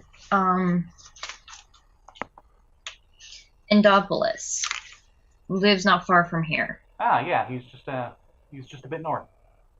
So, do we want to first head back to the village and see if everything's gone to hell in a handbasket, or do we want to go talk to Endopolis, find out what we know from him, and then go back? I think we want to go talk to him as he pulls out the handkerchief. It had a bit of blood on it, right? It did, yeah. You hold up the handkerchief and the blood stains still show there as if they were from a cough. Do we know that this guy is is it known that he has a sickness or a disease? Nope. Or that he's down with one? Nope. Okay. It is not known that he is suffering from any illness. All right, I guess let's go drop in on this guy. Do you need a reason to show up, or? Most likely. I mean, you do have one. You're the Slayer's investigator division. There could be monsters. Your reason is completely logical in every instance. Everywhere. We were paid to kill monsters. We were told somewhere here. Yeah, we're going to look around. Well, I got my my armor going through the polisher right now, so maybe we should just take a little rest before that. That sounds nice. Anna's gonna halfway through that sentence, she's gonna get a little cross-eyed, like she just had a major epiphany, and go, "Oh, I'm so glad I landed here." Like she just realized that she gets to kill things for money now. This girl is very unsettling.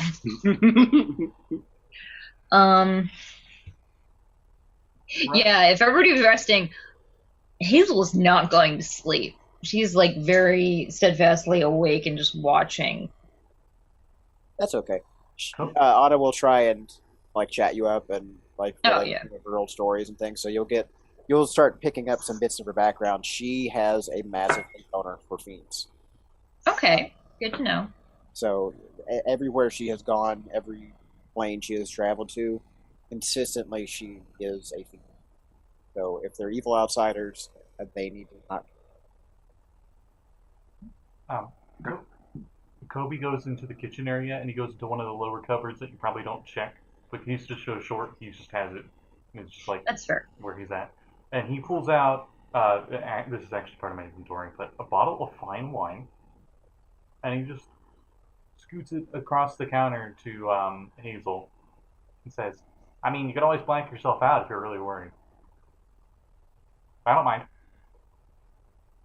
Go right ahead. I think you deserve it. I mean... The elevator door is open. Walking out is one of the servants. Excuse me, sir. Pardon the intrusion there. I do apologize for interrupting you and your friends. No, it's all right. There's a message from your father. Oh, okay. Boy! Here's a message for your father. Boy! I'm now Kratos, so boy! I want to play that game so bad. Right, so. Boy! All credit to my son for the outburst. There was a great video loop where somebody made a super cartoony version of him, and it was just his hands were the size of his torso, and his head was part of his torso. And he's just like, he has like the weapons in his hands, and he's running around, and the boys behind him, and it plays like the Monty Python traveling music, as it's just like it's like a minute of them just traveling, and that's it. Anyway, so message. He opens it up. The message written down is your father explaining that they're working on a contraption that could prove useful, possibly even lifelike in its automaticity, but they haven't tested it yet. And it's your father basically asking if you wanted to test it. Okay. And Coby, the explanation just goes on to state that he wants you to bring it along on your adventures and just see how it works. Well, I got some good news, but that will delay our travels for a little bit. I gotta go see my dad. He's got some really good things coming up. He does like the salesman thing where, salesmen always like over-exaggerate that it's really good. Do you want to do that and we can go talk to Andopolis? Yeah, sure. Here. And he just like gets the piece of paper and he just quickly signs it and has his name. He does have, I'm not sure if this counts in this world, the signet ring that gives proof of his nobility. Yeah. And I do have wax for sealing. So I have that stamp of approval that hey, you guys, okay, here you go. You can come back here whenever. You don't have to be here with me. Oh, okay. That's helpful, thank you.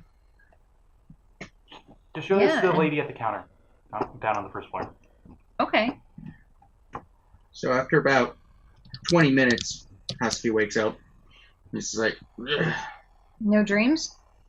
I don't dream. That's convenient. Unless I don't sleep for more than half an hour at a time. That's probably not good for you. It's not. Alright, Ever I since guess the horse incident. Horse? Yeah, got kicked in the head as a kid. That'll do it. You're just going to refrain from further comment. Just, And, yeah. So, yeah, probably everyone, I think, dead. Wait, say that again? We've been gone for a month almost. Everything's fine here. Oh, yeah, no, everyone definitely thinks we're dead. We might want to go tell people. They might be trying to sell your stuff. The elevator door opens again and your dad comes out. Walking in the room next to him is what looks like a mannequin. It has bronze skin from head to toe. It seems to move like a person does, and it walks right in next to him. He doesn't appear to be holding any controls or anything, and it kind of moves in next to him. And your dad kind of goes, I couldn't wait to show you. I made what is this thing. I don't have a name for it yet. We're just going to call it Mannequin. You mean Anakin? I think we should call it Anakin. Sure, you want to call him that. Or her, or it. I haven't had an agenda for it yet. Go ahead, introduce yourself, he says to the mannequin. The mannequin takes a couple steps forward and bows in a very robotic fashion and stands back up again. Greetings. It doesn't have a mouth or a face or eyes or anything. You just hear this noise come out of it. Coby goes to investigate it almost like a dog breeder does with a dog at a competition. Where he puts the hand out and he's investigating it. Lift up the tail. Yeah, I'm going to do an investigation just because, this is a new project. Let's see what potential it has. And he got pretty decent, 22. As he's investigating this looks like a finely crafted piece of machinery, and there's even a bit of diesel tech into it to make some of the parts work and seem more lifelike. You think it functions similar to a warforged, but it seems more construct-like.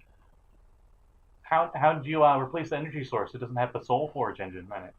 Ah, of course. I replaced it with good old-fashioned diesel. During the downtime of its rest, it only has to spend 4 hours recharging. Oh, that's pretty useful. Just so you have, I don't know if you have it. His name is Dimble Sparks. Dimble Sparks. I totally did not roll randomly for no male names. Nice. That's so fantastic. Well, hey, you two and your friends have fun and enjoy your new friend. It's useful at carrying all sorts of stuff. Up to 150 pounds, I think. That should be pretty good. Have a free backpack. He sets down a very large-looking backpack on the ground. Put all sorts of stuff in it. All right, see ya.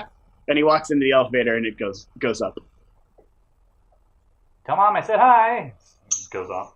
Sure. As the door closes. That is cool. The mannequin looks over at you as you say that. Cool. I do not sense a difference in temperature. I like it already. Yeah. If you think my dad is cool, you should see my mom, Lily. She's the one that actually probably made it. Correct. It says. So, Coby, are you staying here and we're going, or what? I am to accompany you on your adventures. You know what? I think me and Backpack will go off. I'll give Backpack a test run. Okay. Negative. I am to come with you on your adventures, per the instructions of my co-creator. Yeah, you're going with him on an adventure. No, I understand. You keep the directives. You can stay here, I guess. Directive. Follow Coby Sparks and friends, in quotations. I stayed up. I'm like, Coby, go that way, and I walk the other way. And see what the robot does. It looks at the two of you and stands exactly in the middle of where the two of you are. Break it. It's like, cool, no splitting the party, I guess, unless you want to break your new friend. Oh. Nah, I don't think that'll be an issue. It'll just stand exactly the same measurement in between us. It'll be at the perfect triangulation spot. Wait, no, that wouldn't be triangulation. Yeah, then it's just going to wander halfway out of the city while we find this dude. And just stand on somebody's curb. Interesting. What if he gets stolen? Why are we traveling to two different places? Would not the group make more benefit going as a whole to one? We were looking for speed first. I can run at 60 miles an hour. How strong are you?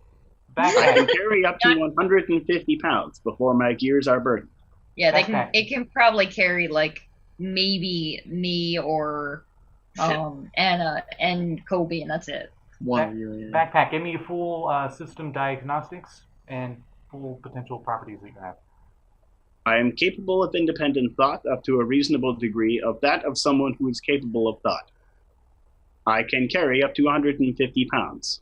I can run up to 60 miles per hour without tiring. I do not sleep, though I do require 4 hours of shutdown. Any offensive capabilities? He looks down at his hand, makes a fist out of it. I suppose I could be capable of bashing things. Defensive capabilities? My skin is made of metal. What kind of alloy?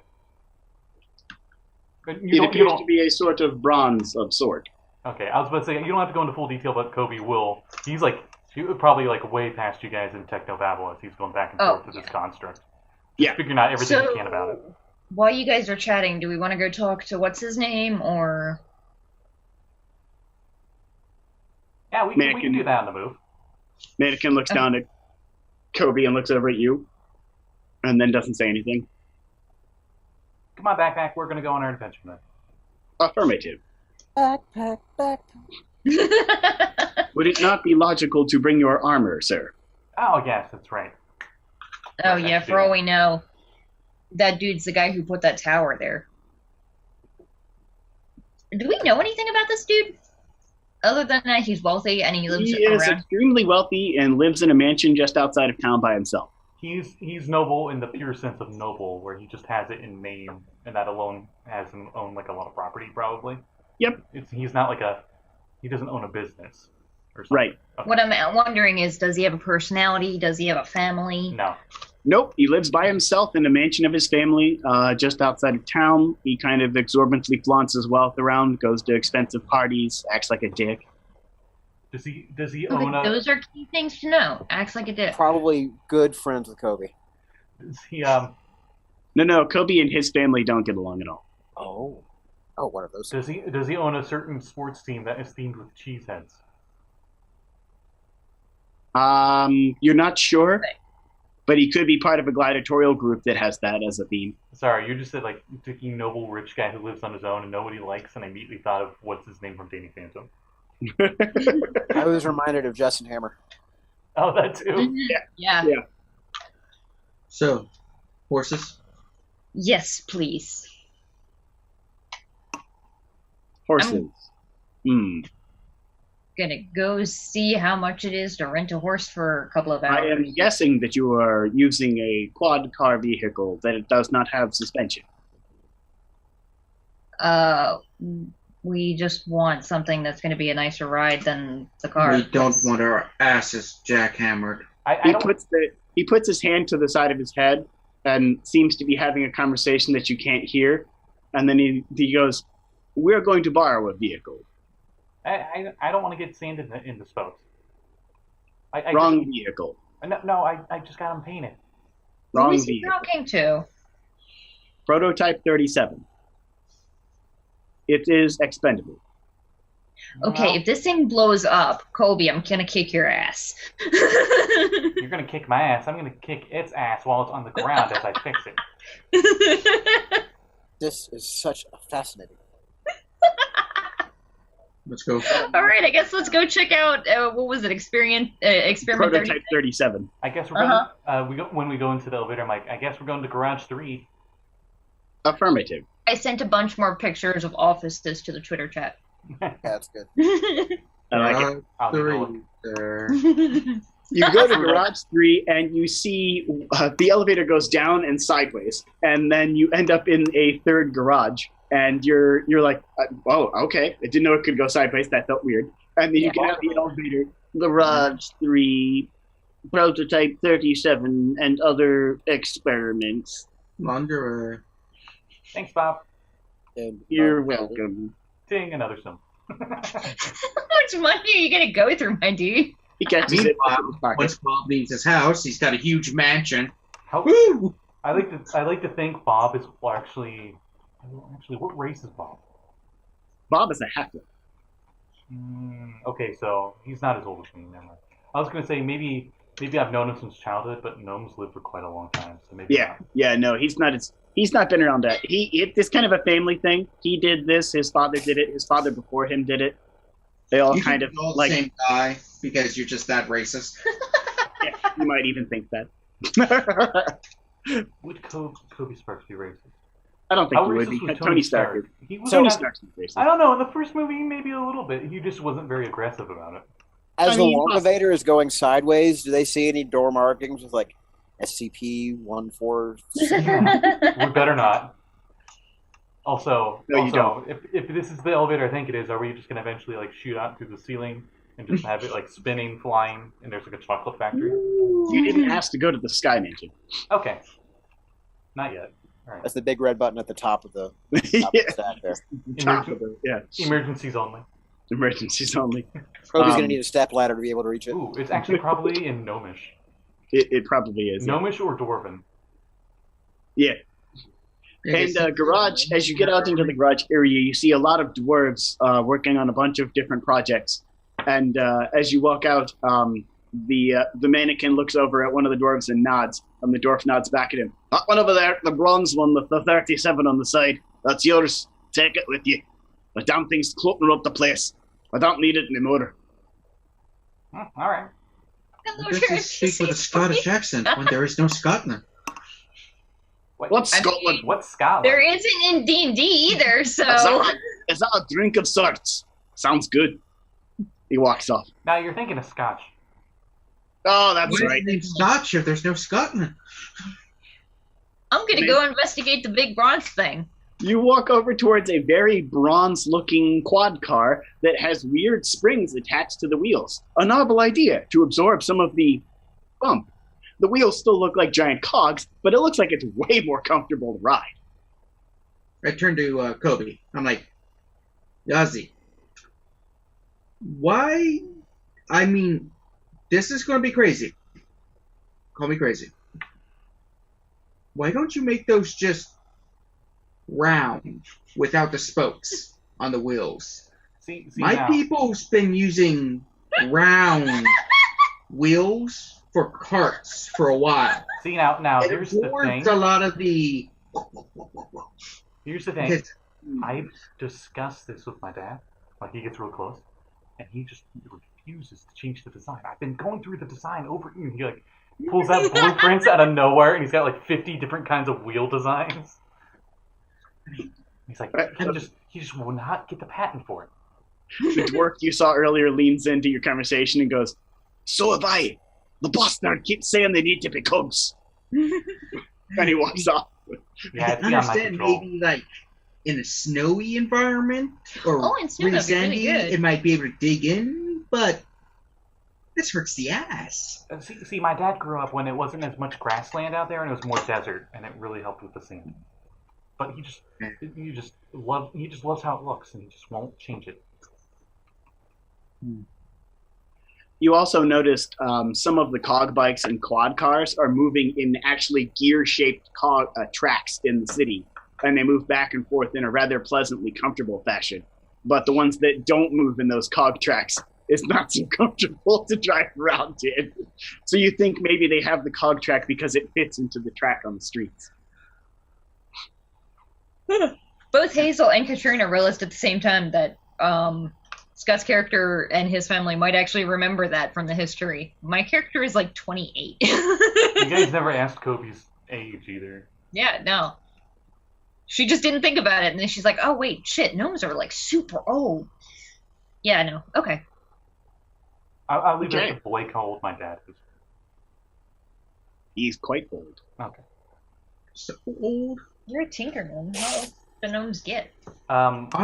Surprisingly, traditionally, gnomes are actually the second longest lived race in the PHP. Yeah. Elves and gnomes. People keep thinking it's dwarves. They reach adulthood at the age of 40, it says in PH, so I went with Coby being 60. Mm-hmm. So he might look mid-20s. Holy shit, your dad can be up to 500 years old. Yep. Wow. Damn. What? All right, let's get in. All right, let's see. He goes like to hop in, and you see it's like built for both a more squat stature because dwarves worked on it, and also the owner of the place is a gnome. Yeah, like we all get in and we're like, "Oh god, lower the seat." Take the third lever to the left above you. You pull it. Anna like reaches over and like thinks she grabs one she thinks it is, and she ends up getting folded in half by the seat. No, the other left. And then like the seats just like readjust themselves to your size. I call shotgun. Surprisingly, this is a short party for once. I'm 5'8". I've got 3 feet. I like in Retroverse, everyone's tall. And then in this, everyone's short. The mannequin, I should mention, is only 5'5". So he's also not really tall either. I'm like the tallest at 5'8". As all of you get in and sit down, you realize there are no seats left with Coby driving and you guys sitting in there for the mannequin. So the mannequin actually grabs onto a bar on the outside and just kind of stands on a ledge that goes around the outside of it. So it looks like a carriage car where all of you are kind of sitting facing each other with adjustable seats. And there's a bar that goes all the way around the outside of it that has a ledge about that wide on it. And so you can actually hang on the outside off of the outside of it. So saying that you're riding shotgun means I'm standing outside. I was just thinking next to whoever was driving this thing. No, because the driver sits directly in front, and then there's like seats behind him, and then okay. Like, so yeah, there's he's riding on back like a coachman would. Right. Yeah. He's literally hanging onto a bar and just standing on it. Well, it is hanging onto a bar and standing on the outside. Okay. Yeah, like a runner. Back in the old days, they had the bigger runners you could stand on in cars. Right. Yeah. Seeing that the rogue's probably the more easier to adapt to this kind of technology, Coby actually does try to show Hazel how this works, at least starting lessons. Yeah, considering Hazel's probably only ridden a horse. Yeah, getting used to where all the controls are, it's probably only going to be the only part that's really difficult. Hazel, you think this is something you could very easily use, and your dexterity would actually be probably even better at this than Coby would be at driving. Nice. And she's pretty clever. She picks up on things relatively fast. What's your dex? My dex is a +4. Where's mine? My intelligence is a +2.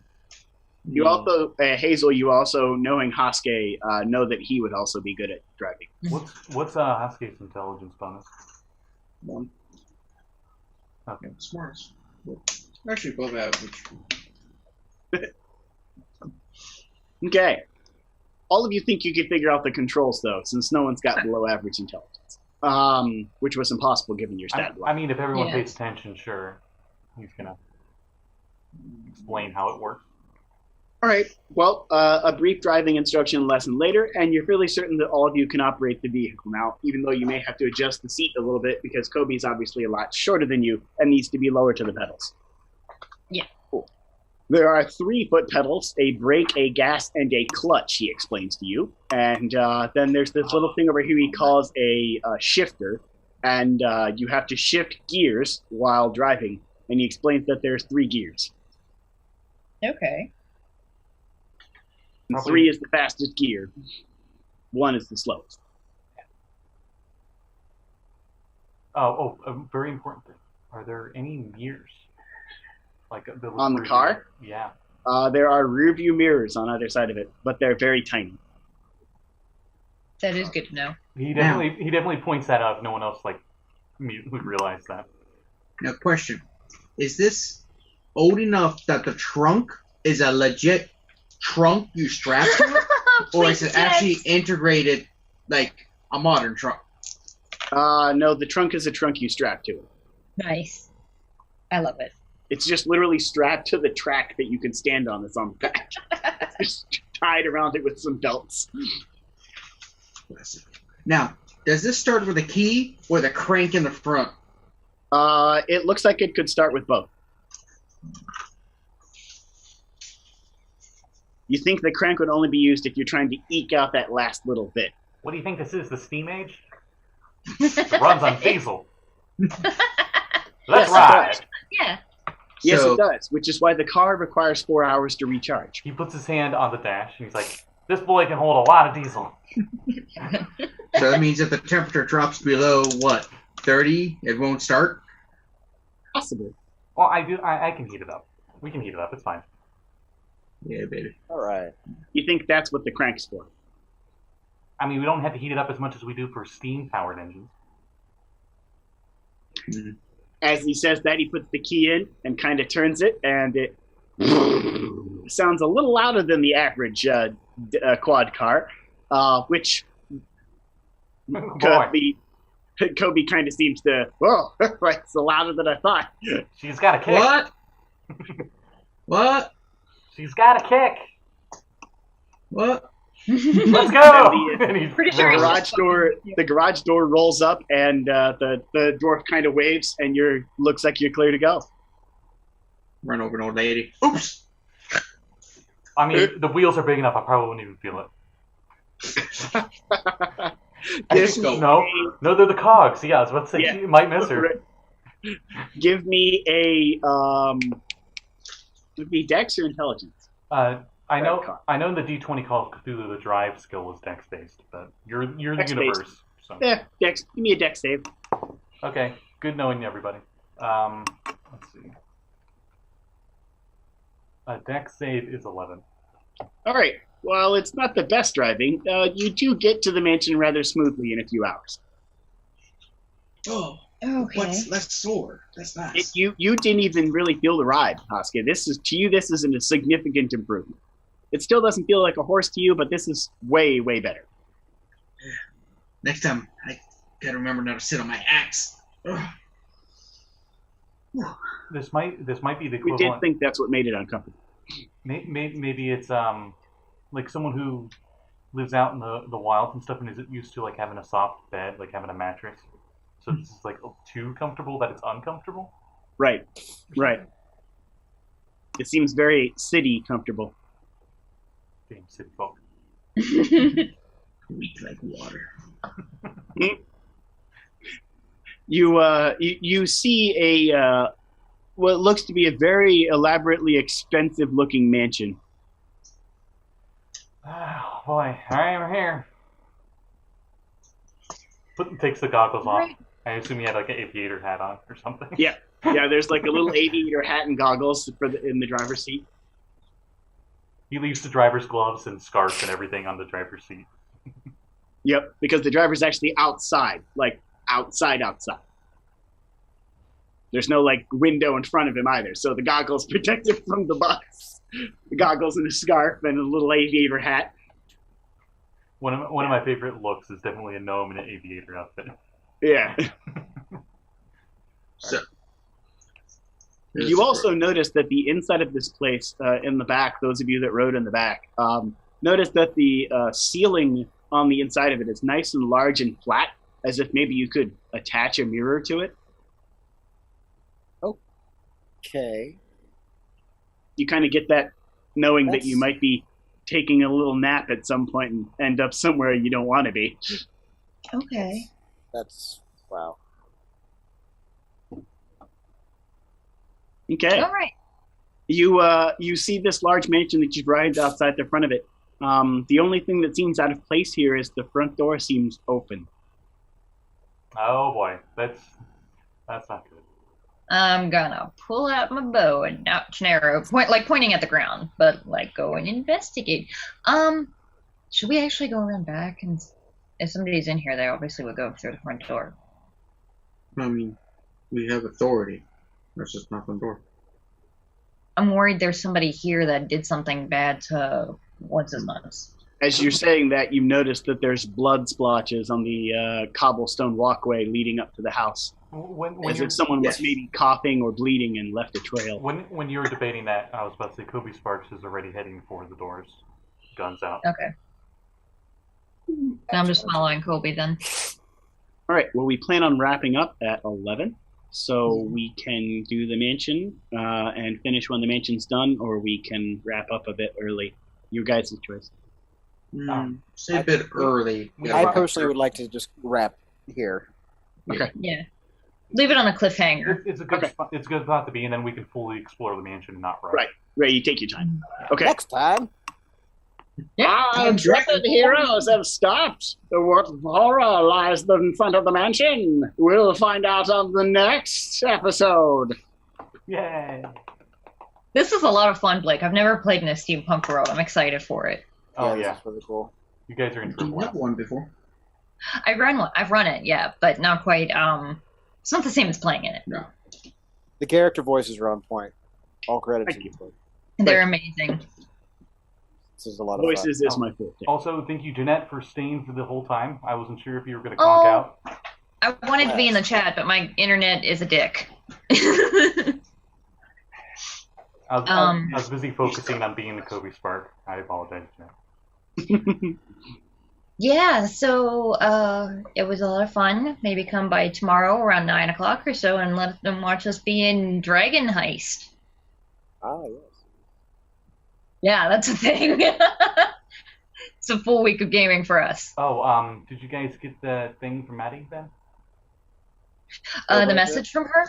No, the app overlay. Oh, yeah. crap. Okay, I'll message her right now.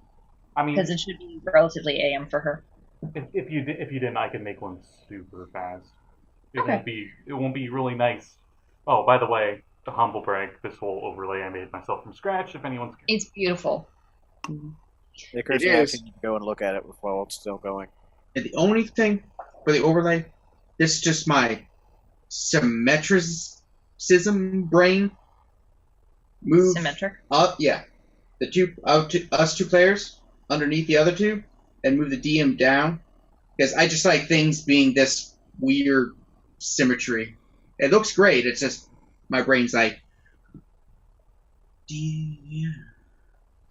I usually see the DMs like usually at the top left corner or bottom left corner, but Like I said, it's just because we're missing that one player to feel it's just this blank block.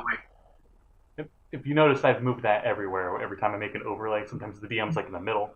Just, it's whatever. Anyway, so That's a really good layover you got there. Yeah, thanks. like I said, it looks good. I just have that weird desire for symmetry. Yeah, sorry about the Slayers being tilted, but everything I saw in the 20s, like the posters and everything, has that. Oh yeah, no, that tilt is perfect. That tilt is perfect. Oh yeah, no, that's great. Personally, it throws me off. I got like the show monk kind of vibe from it, where I'm like, I want to change it. Right. But anyway, so I'd assume anybody got any other plugs then before we call it a night? I don't think so. I think we're good. Okay, cool. Yeah. I'm sure. And you have a fantastic evening, and we'll see you all on the next episode. Oh, and then this one will be on 2 weeks from now. We're alternating every other week for this, right? Yes, this is alternating with Trackle Sea Adventures. The good to know. Okay. Blake's Twitter is right above me on the overlay right here. I'm pointing right at it. You should follow him. He posts updates about this world and little tidbit facts on it and stuff. So if you want to know more about this crazy fun diesel punk world, you know who to follow. Yeah. All right. Well. Bye. Have a good night, everyone. Bye, everybody.